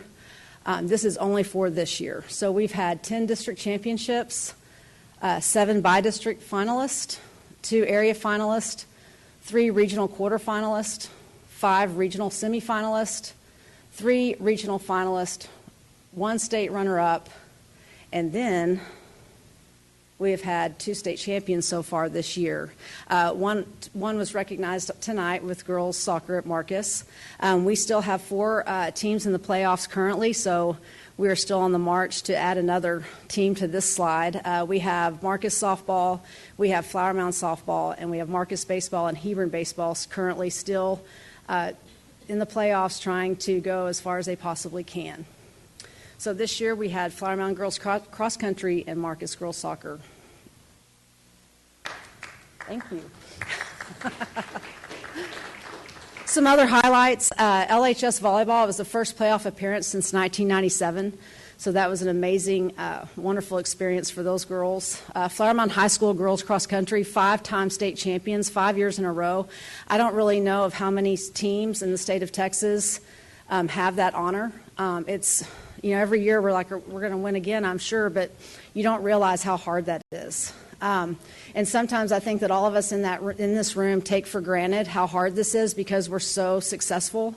And I just want to remind everybody that it's not easy. And we have to remind ourselves of that every day because there are some expectations. That big one down here I will talk about here in a minute. But Marcus High School girls soccer, 2 state championships in the last 3 years, which is very incredible. Soccer, not only in our area, is highly competitive, but to do that 2 out of 3 years is very exceptional for that group. And so this is the one thing that's very interesting. We have won a state championship, at least one, in every calendar year for the last 15 years. And that is not school years, that is every year.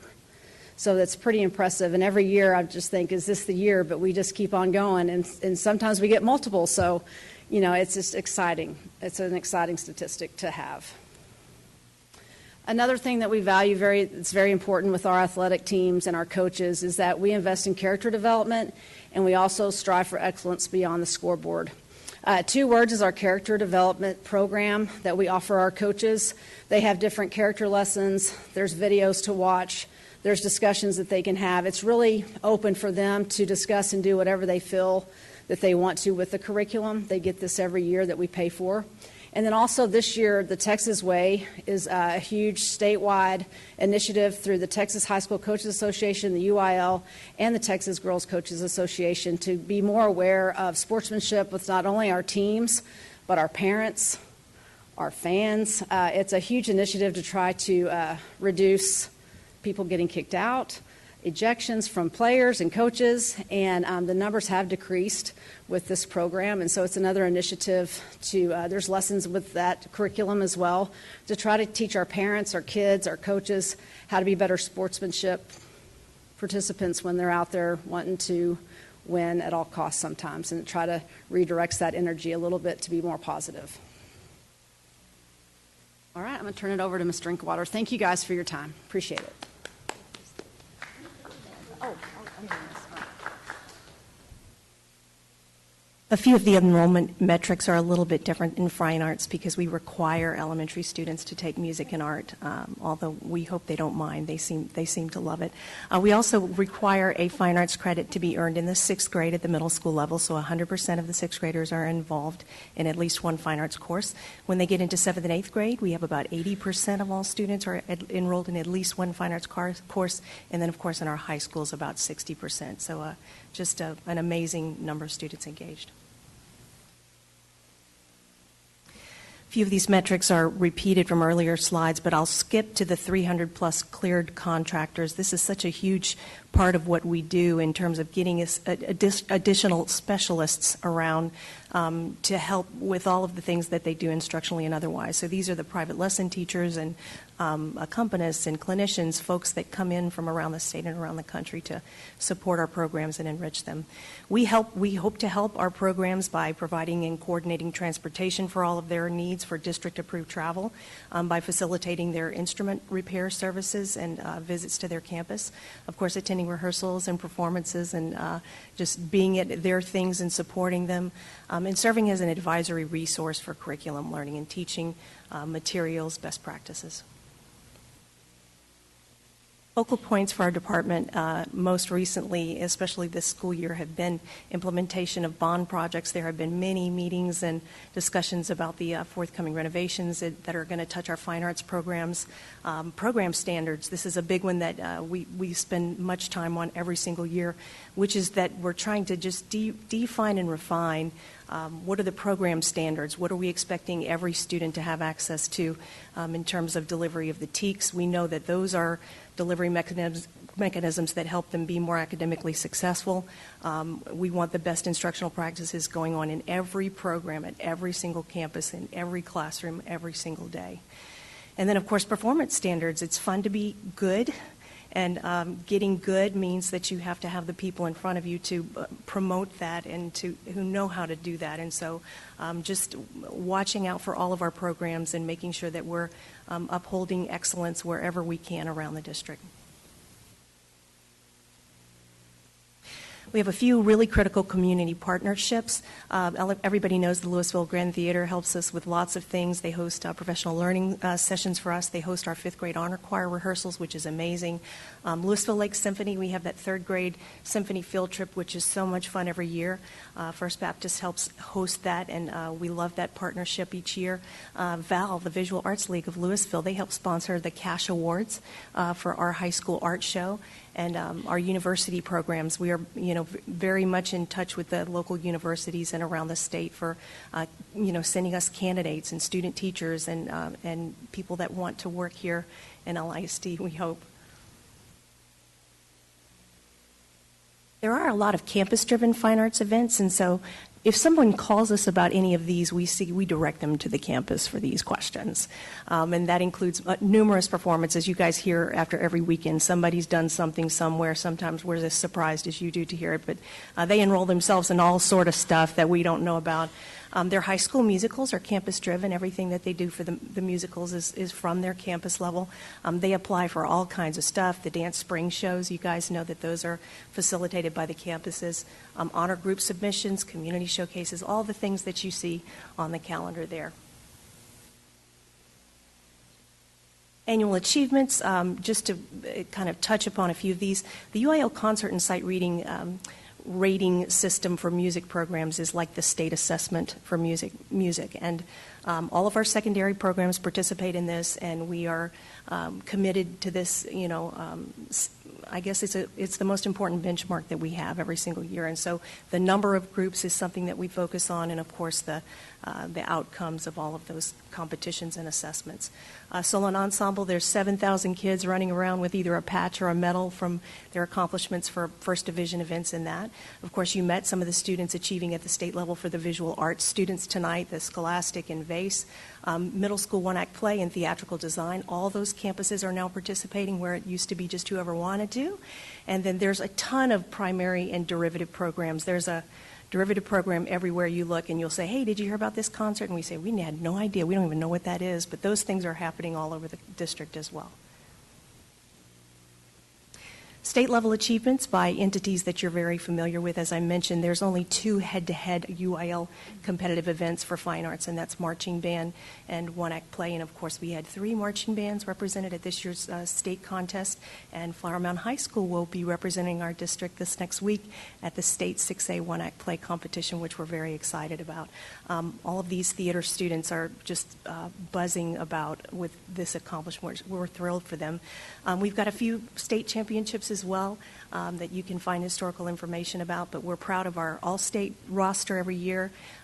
60 as an average is pretty darn good, and we're very proud of that. We have a dozen to 20 visual arts students represented at the VASE level every year, which we're really proud of too. Thanks for giving us the chance to perform tonight. Dr. Bonner. Thank you, Ms. Prosnick, and thank you, Ms. Lyles and Ms. Drinkwater and Mr. Kosh and Colby and Mr. Ford and Ms. Gall and Mr. Cooper for being here this evening so you can pass this along to our staff. This does not just happen. It is absolutely the golden age of Lewisville ISD with regard to academic success, athletic success, and fine arts success. And what causes that? Well, what causes that is a mixture of great kids, but they don't do it on their own. They have maybe 1 or 2 of them that do it on their own. There's some of them that are just simply outstanding. We have to get out of their way, frankly. But the most of them have great coaching, great teachers, and our district enjoys great community support. And you think about that and you see that, and Christy, you said it earlier, that when we go to Austin or we go to San Antonio, we fully expect to win because we've been through the crucible of competition so many times that our kids know what to do and our staff knows what to do. Why do so many first-time Super Bowl coaches lose? Because they haven't been there and done that. And our coaches and kids and communities have. And so I've got a few things written down that I want to address. You know, there's a great book called Good to Great, and I just keep going back to that and going back to that all the time because it really talks about a couple of things that are informative here tonight. One's called the hedgehog complex, and that's when you find out something that you're really good at and you keep doing it and you maximize in that. And that's what our kids are doing, and that's what our coaches are doing with our kids. And what that engenders and enculturates is called the flywheel effect, and that's a momentum build. Every time you're successful, and it just builds on itself and builds on itself and becomes an expectation. And I called out you staff tonight because that's what our kids expect to do academically. You saw it tonight. That's what our kids expect to do athletically, and that's what our kids expect to do in the fine arts. The proof's in the pudding. In fact, there's an old coaching saying, and that is, it's the value of coaching. And that is, I can take you, well, they don't say I. They say he can take or she can take your kids and beat theirs, or they can take his and beat your'n. And so what that addresses is the great value of coaching and what a great teacher can do with kids. And so that's a crucial part of this. A couple more notes I want to talk about. On the kids' side, it's about human development. How can we get kids to be successful in those arenas, in the academic arenas? And make no doubt about it, it's about academics through and through. And as Mr. Kosh said, the fine arts classrooms and fields and the athletic fields are all classrooms. But it's about human development so that those kids have experiences here and they take those forward.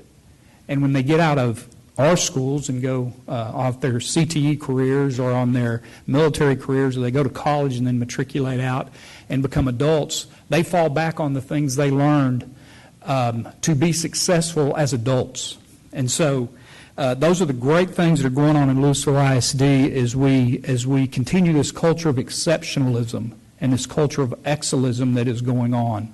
Now, I'm going to take a page, I'm going to turn the page and go a little dark here, and I hate ending like this.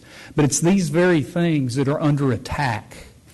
We have had alternative education approved by our state, and if you don't think that will have an erosive effect on what we are doing in Lewisville ISD, you are misguided. And so our challenge is, what parts of our culture do we maintain and continue on in the face of budget reductions? We had a young lady here tonight talking to us about some reductions in the language areas. Folks, we don't have a choice. We do not have a choice. And so what are we going to reduce to continue to operate as a district and as a culture so that we can maintain the excellence and exceptionalism that we've built into our kids and our staff and our community? So thank you. I have no questions, but I sure appreciate your work. Thank you all very much. Thank you, Dr. Bonner. Ms. Lasan. Yes, thank you both for being here. I was really looking forward to your presentation, and I think I know it all about, because I've been around and I've been involved in some of it. And Ms. Lyles, I love the statistic that we have won. I mean, I'm not surprised to hear it, but that we have won some sort of state championship for the last 15 years. That's amazing. These kids are so dedicated, and the staff and the teachers. And then Miss Drinkwater knows, because every time I see her, I love to chew her ear about it in a good way, that I am a Marcus band mom.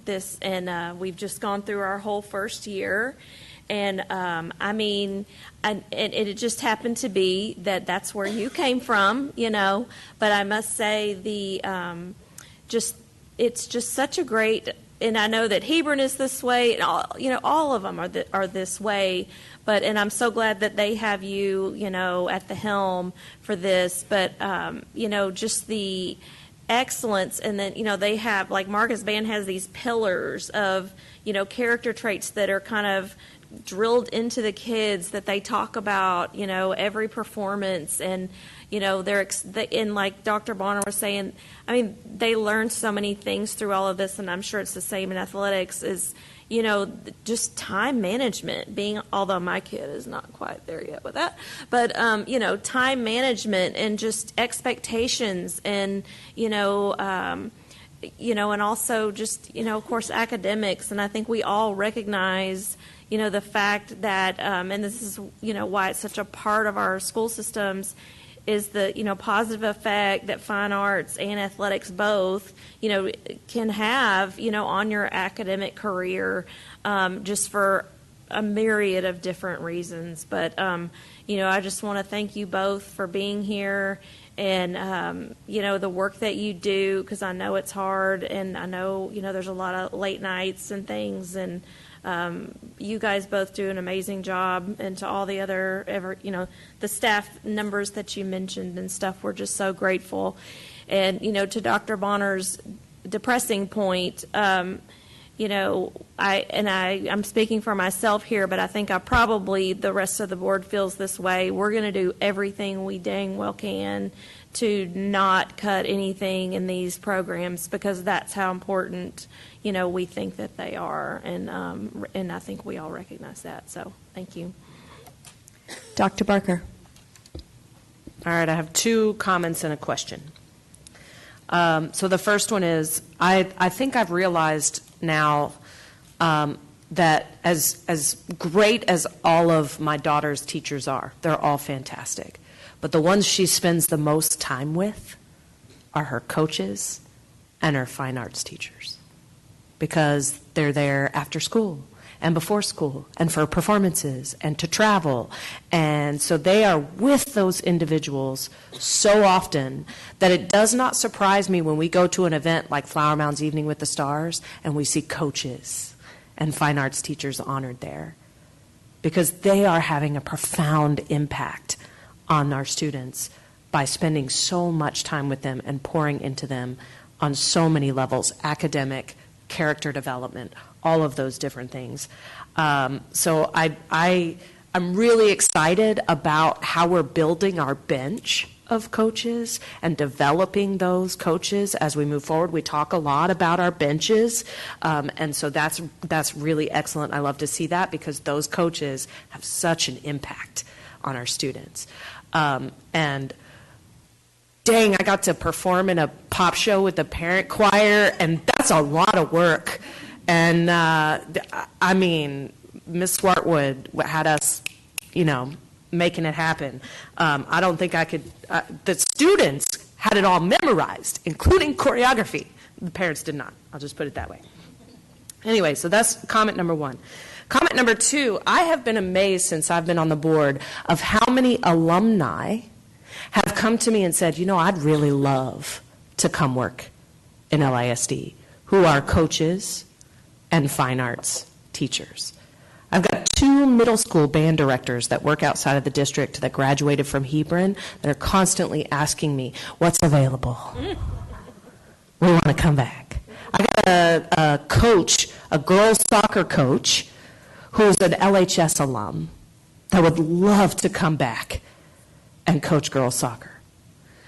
So these are individuals that grew up in LISD and had such a profound experience that they want to come back and give back to kids in this district. To me, there's no greater promotion for our district than that. All right, now my question, because you mentioned a data point and my ears perked up. So are we, I know, I'm sorry, Ms. Lyles. You mentioned that the number of ejections have gone down because of our character development. Are we actually tracking that data, or is that more anecdotal? Scared me because I'm not a math person. So I can answer this, though. Sorry, Dr. Rapp. But yes, they do track the data. The UIL gives us feedback during sports, after sports, of all of the different sports with the ejections and what we had last year compared to this year. With players, fans, coaches, they give us all the data. Last year in our presentation to our coaches in August, we shared the data not only from the state, but our own data from our own district. Kind of eye-opening, but it's out there for everyone to see. And so we will do that, with our presentation this year as well. I would love to see that included in this data, because I think that's really representative of the work that we're doing, not just to go back to Dr. Bonner's conversation around culture of excellence. It's not just about achievement, right? It's not just about the win. It's about how we win. Ms. Alcatab. Just really quick, I just wanted to commend both of you for leading the helm of everything that we do with fine arts and athletics and the teams that support you. I know there were a couple of other teammates here earlier. So thank you for all the time that you pour into this, because being in athletics, being in fine arts is not an 7:30 to 4:30 job, go home, grade some papers. There's a lot of late nights, a lot of weekends, especially with the two of you trying to attend and participate in the rest of your team. So thank you for leading that. You know, we talk about fine arts and athletics. They are academic. There are a lot of academic skills that come out of it. Our auditoriums and our fields are our largest classrooms. And you guys are providing that opportunity for our students. Over 37,000 students participating in these two programs alone. And if you do the math, you kind of look at it, the rest of our students are also involved in programs, because we know that research shows students who are involved in these kind of programs are better able to excel academically and further in life. And so I commend you guys for giving our students these opportunities, because LASD has the best athletics and fine arts departments, and we could put it up against anybody because we lead the way in how it's done. And to go with Dr. Bonner's thing about the way we do it and how successful we are, because we know how it's done. And so thank you for leading that way. Thank you for giving this opportunity to our students and our teachers and allowing them. I love the head coach cohort that you're starting this coming summer, building that pipeline. I'm always talking about we've got to start building that pipeline. Who's going to come up next? And I love that you're providing them those opportunities, and also the mentoring of our teachers, because it is a fine balance. You know, whether they're doing a performing arts or they're doing an athletics, but they're also having to teach maybe financial literacy or another class. And so we're giving them those opportunities to be able to grow within themselves in order to better them. So thank you for everything that you guys all do. Please thank your team. Thank you, Mr. Kaj, and everybody else for doing that for us. Ms. Sells. I just wanted to commend you both also, but to say that the character aspect of this for our students is impeccable. As we go across the district and we go to theater performances, you know who we're sitting with? We're sitting with students from other schools who have come to support another high school here within LASD. That doesn't happen by circumstance. That happens from the top down, because these students are supporting each other. They find a family, and that family goes beyond the walls of just their campus. It goes across the district. And I have been to the state championship for band twice now, and I will tell you, I am in awe every year when those finals are announced, that the students from the different schools run toward each other. The Marcus kids are hugging the Hebron kids, and the Hebron kids are hugging the Flower Mound kids, and just, it is remarkable. That just doesn't happen.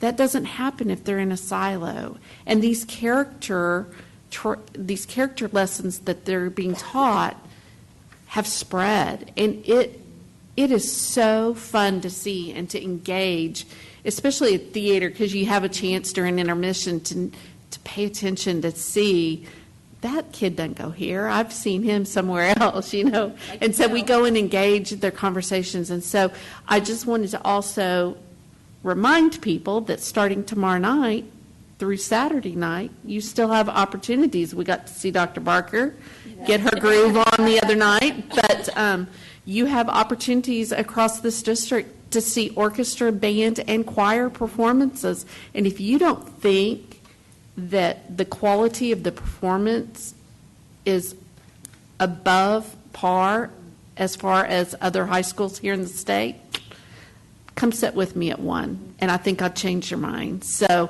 just a reminder, I think I'm going to be at 1 or 2, so join me, you know.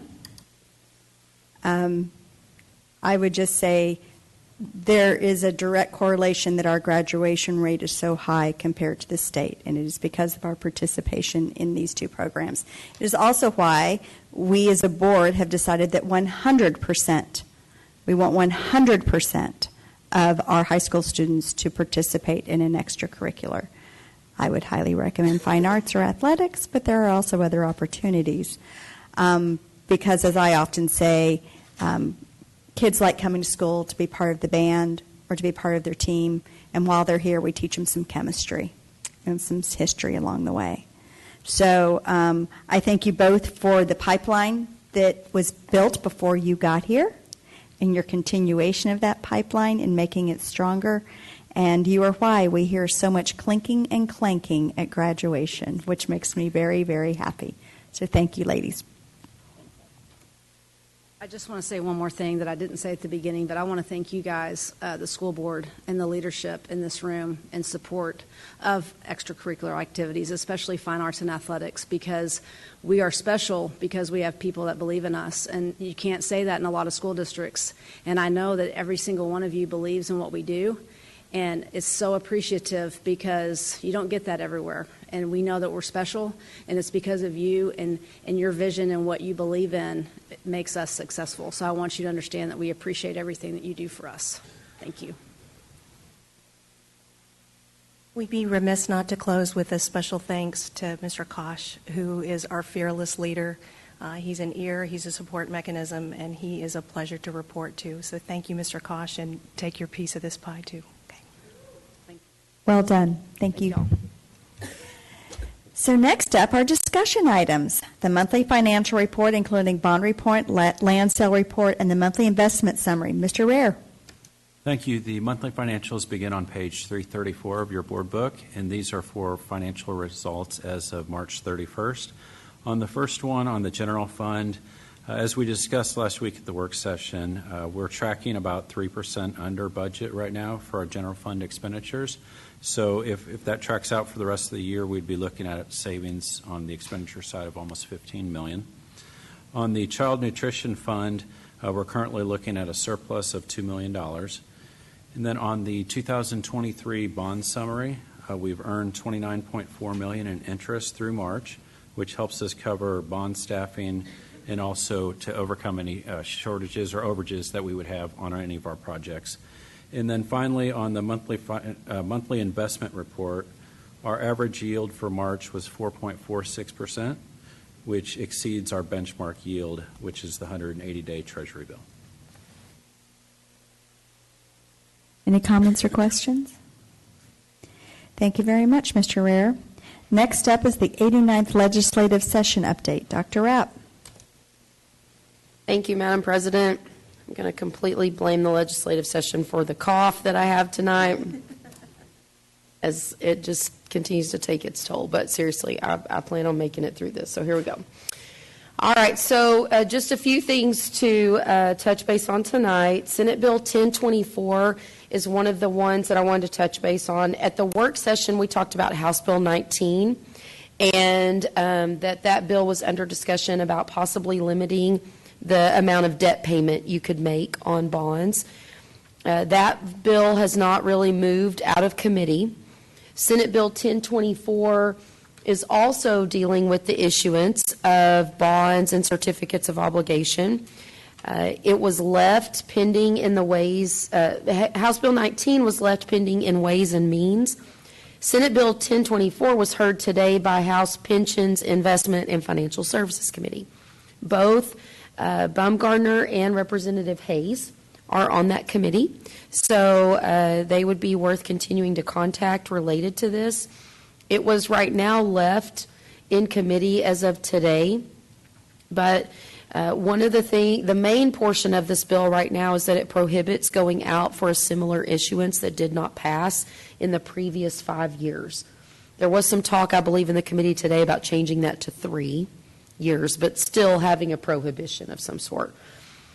I would say that there's still a chance that some of what's in House Bill 19 around limiting the amount of your debt payment could surface in Senate Bill 1024, so we've got to keep a watch on this one, and again, just continue to stay connected to our elected officials about our concerns on that.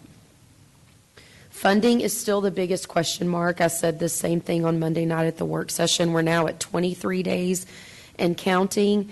House Bill 2, I screenshotted this from the Texas Legislative website where everyone can go on and track everything that's going on with bills. You can see the history and all the different actions. This was referred to the Senate on April 23rd. So I cannot emphasize enough, and we will say this in my parent newsletter that goes out this week, this needs to be heard. House Bill 2 needs to be heard by the Senate, and there needs to be a discussion about addressing the basic allotment. And so we will continue to keep a watch on that, but again, we'll reference that in my newsletter for our community. And please call your Senate members. Please call everyone in the Senate, but especially the people right now serving on the Education Committee. This House Bill 2 needs to be heard. The other one I wanted to bring up tonight is House Bill 123. This was related to kindergarten readiness and early literacy and numeracy skills for public school students and funding to support those measures. So you can see this has been voted out of the House. It has now gone on to the Senate. It has been received from the House as of May 8th. What the House passed here is $314 million allocated to a lot of things. It's 2 different slides worth to cover everything that this House bill does. This basically establishes both reading and math academies. The math academies originally, and we were talking about this in the leadership team this morning, in the original draft of this bill were to be K-8. They have changed that to K through 3, but we know the amount of work that is on our teachers, and it can be good content, but it can be almost like getting partly a master's degree in terms of studying these things. And so when we're hard-pressed to find teachers and keep teachers, adding these requirements is of concern with just what the rules will be around that for them. It also creates reading and math intervention academies for working with students who need foundational skills support. Creates a literacy intervention program. And then just look at the whole list of these things so you can imagine all the different commissioners' rules and things that will have to come out in order to implement House Bill 123. So we'll keep a watch on when this one could be scheduled for a Senate hearing and then provide some feedback on this bill. Again, we don't disagree with the priority around early reading and math, and we track that in this district very closely. And y'all will talk about an assessment instrument, in your action items. But when you're talking about managing that at the state level, it gets very complicated very quickly. And what we have seen is that the funding does not come anywhere near close to compensating teachers for the time that they have to spend on these kind of efforts. So we'll continue to keep you updated, but first and foremost, the Senate needs to hear House Bill 2, so contact your senators. Any comments or questions? Dr. Rapp, could you remind me, I believe that both Senator Parker and Senator Hagenbu are on the Education Committee in the Senate. Those are our senators that represent LISD. Am I correct? That's correct, yes. Okay, thank you. Dr. Taylor. Can you remind me what the date is that action has to be taken by? The session closes on June the 2nd. Okay. But one deadline that, to monitor closely is the calendaring of when bills could be heard. Of course, for the House, the deadline for that's coming up around possibly May the 14th. We were kind of talking about that today. So the Senate doesn't completely operate by the same calendaring as the House, but it's getting down to it. All right. Next up is the district-wide intruder detection audit report findings. Dr. Rapp. Yes, we're coming to the end of the school year, so we're finishing these up, and Mr. Garrett has our report for this month. Good evening to you all. For the month of April, we did receive audits from the TEA Intruder Detection Audit Program at DeLay Middle School, Lakeland Elementary, Lewisville High School, Liberty Elementary, Parkway Elementary, Tech East, Tech West, and Wellington Elementary with no findings. And with that, I'll take any questions. Any questions or comments? Thank you very much, Mr. Garrett. Moving on to action items. First up is to consider approval of RFP number 3310-25, Reading and Math Assessment and Intervention Software. Ms. Gall. Thank you, Madam President, members of the board, Dr. Rapp. This is a follow-up to our May 5th discussion item that was presented both by Ms. Spalding and myself, and so we would kindly request that the board approve the RFP 3310-25, Reading and Math Assessment and Intervention Software, the recommended vendor, and the estimated annual expenditures for the 2 years. Would someone like to make a motion? Dr. Bonner. Thank you, Ms. President. I move that the board approve RFP number 3310-25, Reading and Math Assessment and Intervention Software, the recommended vendor, and the estimated annual expenditures for 2 years as recommended by administration. Is there a second? Dr. Barker, any discussion or questions? Dr. Barker. Just a comment. I want to laud your process. I think there was a very systematic process with clear criteria of how to determine who this vendor should be. And so I feel really confident moving forward because of that process. Thank you. I would agree with that. With no further comments, I will call for the vote. All those in favor? And that is 7-0. Next up is to consider an order authorizing the issuance as unlimited tax school building and refunding bonds, appointing a pricing officer to approve the sale of the bonds, and establishing certain parameters for the approval of such matters. Mr. Rare. Thank you. At the May 5th work session, we looked at 3 different scenarios for the next sale or the second sale of the 2023 bond that voters approved in November of 2023. The 3 different scenarios were weighing, as Dr. Rapp mentioned earlier, the uncertainty from the legislative session and what impact that could have on future bond sales, as well as the volatile rate market that we're in. And so just taking a look at the different scenarios that were presented at that time. And then in your board book on page 354 is the proposed schedule of events. So tonight we are bringing a parameter bond order for your approval. And then rating calls begin tomorrow.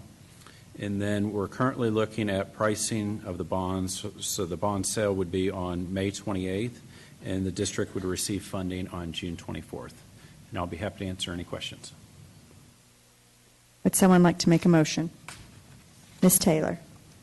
Madam President, I move that the board approve the order authorizing the bonds and appointing a pricing officer to approve the sale of the bonds, including the adoption of an order authorizing the issuance of such bonds and establishing procedures and delegating authority for the sale and delivery of such bonds, and approving the underwriting team as follows: Raymond James, Senior Manager; Frostbank, Co-Manager; Jeffries, Co-Manager; and Siebert William Shank, Co-Manager, as recommended by administration. Do I have a second? Ms. Lasan? Are there any comments or questions? Dr. Bonner. Thank you, Ms. Prosnick. Certainly I'm supportive of our action tonight on this, but I did have a couple of questions or some things I wanted to address, because this is a critical transaction, right? And we're kind of trying to thread the needle relative to House Bill 19 and Senate Bill 1024. So, Mr. Martin, I'm afraid I'm going to have to ask you some questions. So we're proposing the sale of $300 million, and if I read the item correctly, that gives us 8 cents of interest in sinking tax capacity remaining. Is that correct? I think that's correct. I don't have that with me tonight, but I can. That's what I recall. It's a little over 8 cents. A little over 8 cents. Okay. And so the idea being we'll do that on the 28th, I think I just heard. And then legislature closes June 2nd, so we'll know one way or the other what happens with the House and Senate bill we just addressed. If I'm going to call it a black swan event, if that happens and we need to sell that remaining $210 million, how much of that 8 cents is that going to eat up? In other words, what's going to be left after all 510 is sold? Please and thank you. I've got a point here, I promise. So I know you've given it to us, and I'm sorry I don't have it's it. about 2.5 cents. 2.5 cents left? No, that's it's going to cost 2.5 cents. Another 2.5 cents. Yeah. So there'll be about 5.5 cents left, 5 and some change. Yeah, depending on how you define capacity. Right. So where that leaves us, because we might want to sell all these bonds if we need to before September 1 when the law is enacted, that leaves us with 5.5 cents. Well, that cuts into some other things we're trying to do, right? And so we need 4 cents capacity for some other disaster transactions. And honestly, Board, it would be great to think about further tax reduction later on down the road. And so I just wanted to get that on the table, that this is more than just one little transaction this evening, not for my colleagues, but for people out there that might be listening about how we do our bond and tax transactions. And so thank you, Mr. Martin, for the information and just reminding me what you already sent us. So thank you very much. If I could point out one thing, too, and it might be just stating the obvious to you. Tonight, you're setting these parameters. And the parameters, one of the parameters is not the sale date, okay? So we are all in agreement that we're based on the discussion that we've had, that we are aiming to sell bonds on May 28th, okay? Well, if we start getting up to close to that date and we need to say, time out, we need to hit pause here, we can do that. So I think it's important that there's still a stop in here if we need to. I appreciate you raising that, and I apologize for conflating that with the items on the board item that do not include dates, but include other parameters about percentage and refunding and that sort of thing. So thank you. That is not listed on the parameters. Thank you. But yeah, and the parameters is for the full amount, keep in mind. Dr. Barker. Thank you, Madam President. Dr. Bonner, you made me think about, and Ms. Prosnick, you mentioned this in a public forum recently. Can you remind me historically what we've done with our INS rate? Do you have that handy? I can just tell you that we have lowered it every time since I've been on this board, since 2016. I would also say that this goes to local control. And this goes to the local control that this board has when it comes to our INS funds and how we decide the parameters that we put in policy. The policy that will define the refunding that may or may not happen, that we put in policy so that we are not just, we are thoughtful in when we go out to sell bonds. This is not a I'm going to use the wrong words, but willy-nilly. I mean, like, we're just not just doing it to do it. There is a process, there is a procedure. We have projects that we are trying to cash flow fund so that were voter approved funds so that we can do that. And because of the way that not just this board but previous boards have managed those INS funds is how we have what we like to refer to as some of that capacity. And what that capacity does is it helps us to pay bonds down early on behalf of our taxpayers, which saves them money. We also in this district, I always like to say, is we do 20-year bonds. Most places do 30, some even do 40. And while I don't want to comment on what other ISDs do, I will say that for us, that doing a 20-year bond saves our taxpayers money year over year. If Senate Bill 1024 goes through as they are talking about, we will no longer be able to do 20-year bonds. They will force us to do longer bonds, which means taxpayer dollars they will pay more for bonds in those future years because our bond payments will have to be smaller and spread out. This is local control. I say it a lot. This is the only tax rate that we control as a board. The state controls the M&O. This is the tax rate that we control. And I believe that we've done a very good job in managing that for our taxpayers. And that is why I am hopeful with the $300 million sale that gives us some time. I'm hopeful that the legislature does not do their foolishness and their black swan. I love that for Senate Bill 1024 because this buys us time. If they do their foolishness, our hands are tied, and we're in a real crunch that we won't be able to do very much for 10 years. In fairness, sorry for my speech. Did that answer your question? Right there with you. It did answer my question. I've been thinking about that, and the state has forced us to lower our M&O constantly. So it's been, ticking down and down and down. And then we get complaints about we're raising people's taxes. Well, it's not that we're raising the tax rate, it's that home prices have gone up by so much that the actual taxes that they pay are going up, even though our rate is going down. So we have, and I hope that we will continue to provide what relief we can, what's in our control to do, despite the increase of the property value. And unfortunately, the increase of that property value doesn't benefit us.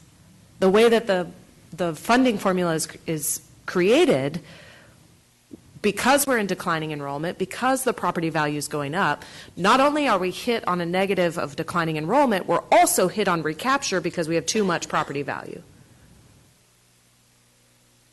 So we as a board, I think, want to do what we can to ease the burden on our taxpayers.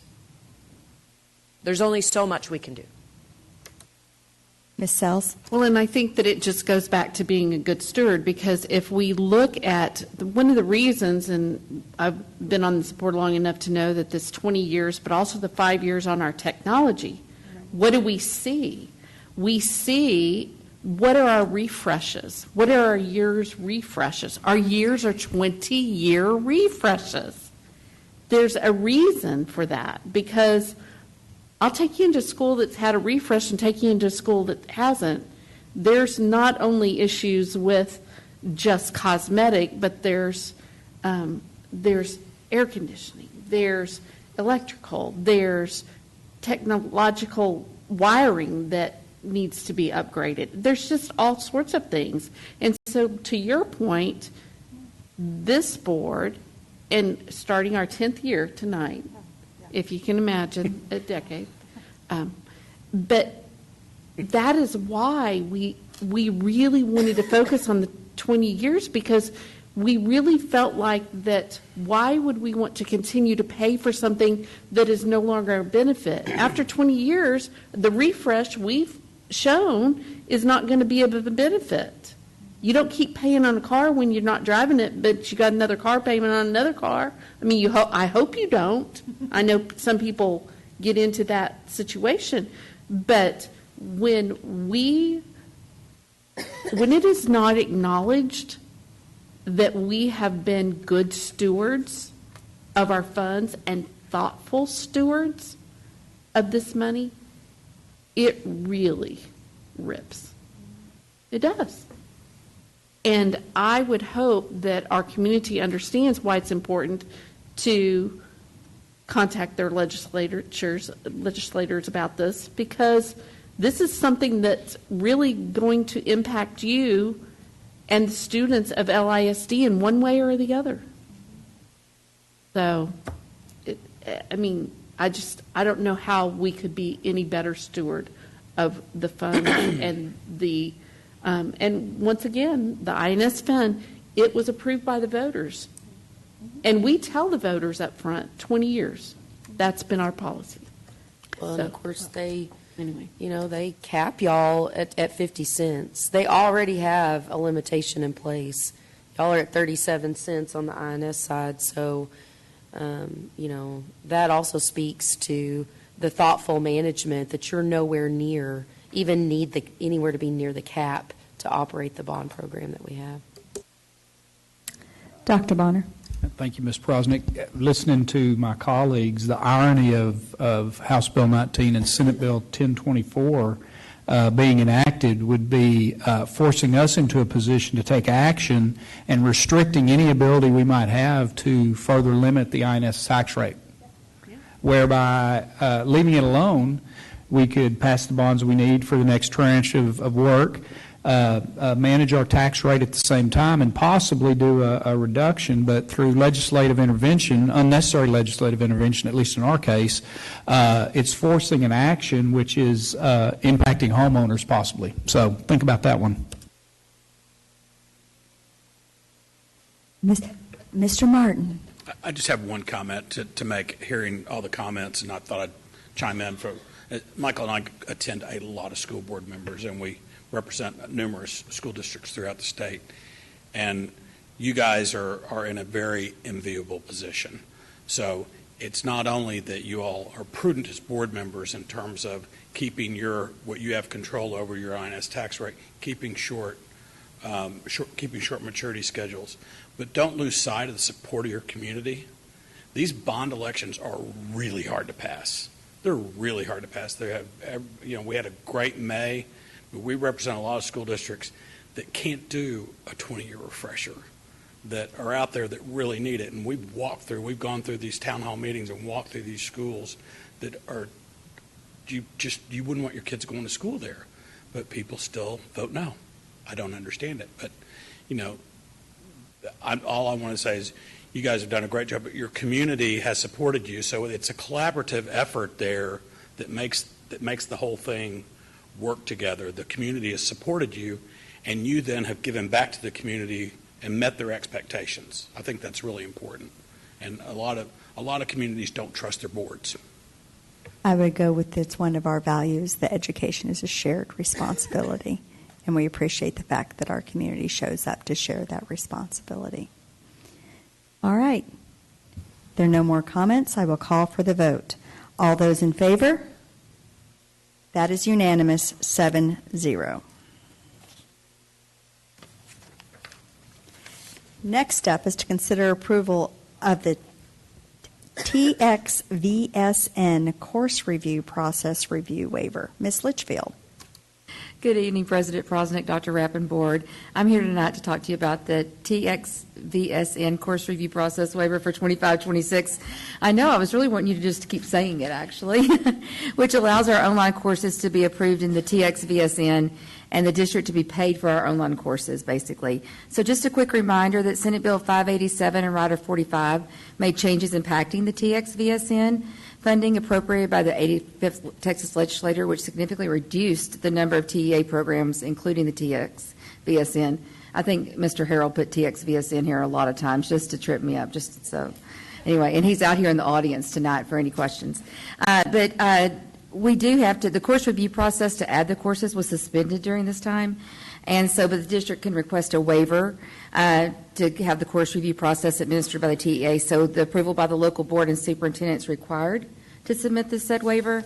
So what we're requesting is a 3-year waiver of the TXVSN course review process for current courses where the current approval is set to expire, for new and or redesigned courses, for the courses that are up on their 10-year renewal, and for all courses that have been redesigned to meet new TEKs that will be implemented in the coming school year.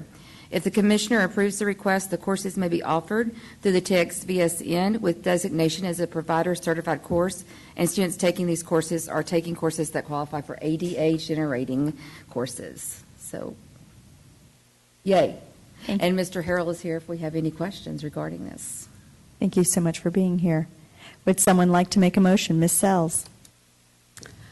I just wanted to say TXVSN. So I move that the board approve a 3-year waiver of the TXVSN course review process for the recommended courses as presented by administration. Anyone with second? Ms. Alcatab. Any discussion, comments, or questions? Dr. Bond, do you have a comment or question? I'm sorry. Okay. Sorry. For that, I will call for the vote. All those in favor? Now you can raise that pencil. 7-0. Motion carries. For the TXVSN, just so I could say it one more time. Consider the naming of LISD facilities. Dr. Taylor. Thank you, Madam President. I serve as chair of the Board Facility Naming Committee. I also serve on that committee with Drs. Barker and Bonner, and we received 2 community requests regarding potential renaming of Hebron Valley Elementary School. This consideration was to incorporate the name Posher Elementary into the school somehow on the consolidation of both schools. There was also another request to retain the Hebron Valley name without referencing Posher, with the concern that both names would lead to a divisive school culture. Happily, luckily, we were able to refer the items to the Hebron Valley Focus Connection Committee, which graciously provided a recommendation of renaming the school, Hebron Valley, the LISD STEM Academy at Hebron Valley, which is keeping in the same manner that we've named all the STEM academies in the district. To incorporate the Posner name, the Focus Connection Committee recommended that the outside green space be named the Posner Pavilion. The Hebron Valley campus is due for a 20-year refresh, so the desire is that that project could be completed within the budget and timeline of that refresh. The board naming committee met Wednesday, April 30th to discuss the recommendation, and we recommend moving forward with both recommendations, and those are listed as action items. Thank you very much, Dr. Taylor. Would someone like to make a motion? Dr. Barker? Thank you, Madam President. I move that the board approve Hebron Valley Elementary be renamed the LISD STEM Academy at Hebron Valley. Second. Dr. Taylor? Any discussion, questions for the committee? With that, I'll call for the vote. All those in favor? That is 7-0. I will ask for a motion. Can I have a motion on naming the existing green space at Hebron Valley Elementary for the Posner Pavilion? Dr. Bonner. Thank you, Ms. Prosnick. I move that the board approve the outside green space at Hebron Valley Elementary be named the Posner Pavilion. Second. Ms. Sells? Any questions or discussion for the committee? With that, all those in favor? That is 7-0. It passes. And believe it or not, y'all, we've reached the end of the meeting. With that, if there is no further business, this meeting is adjourned and the time is 9:45 p.m. Have a pleasant evening.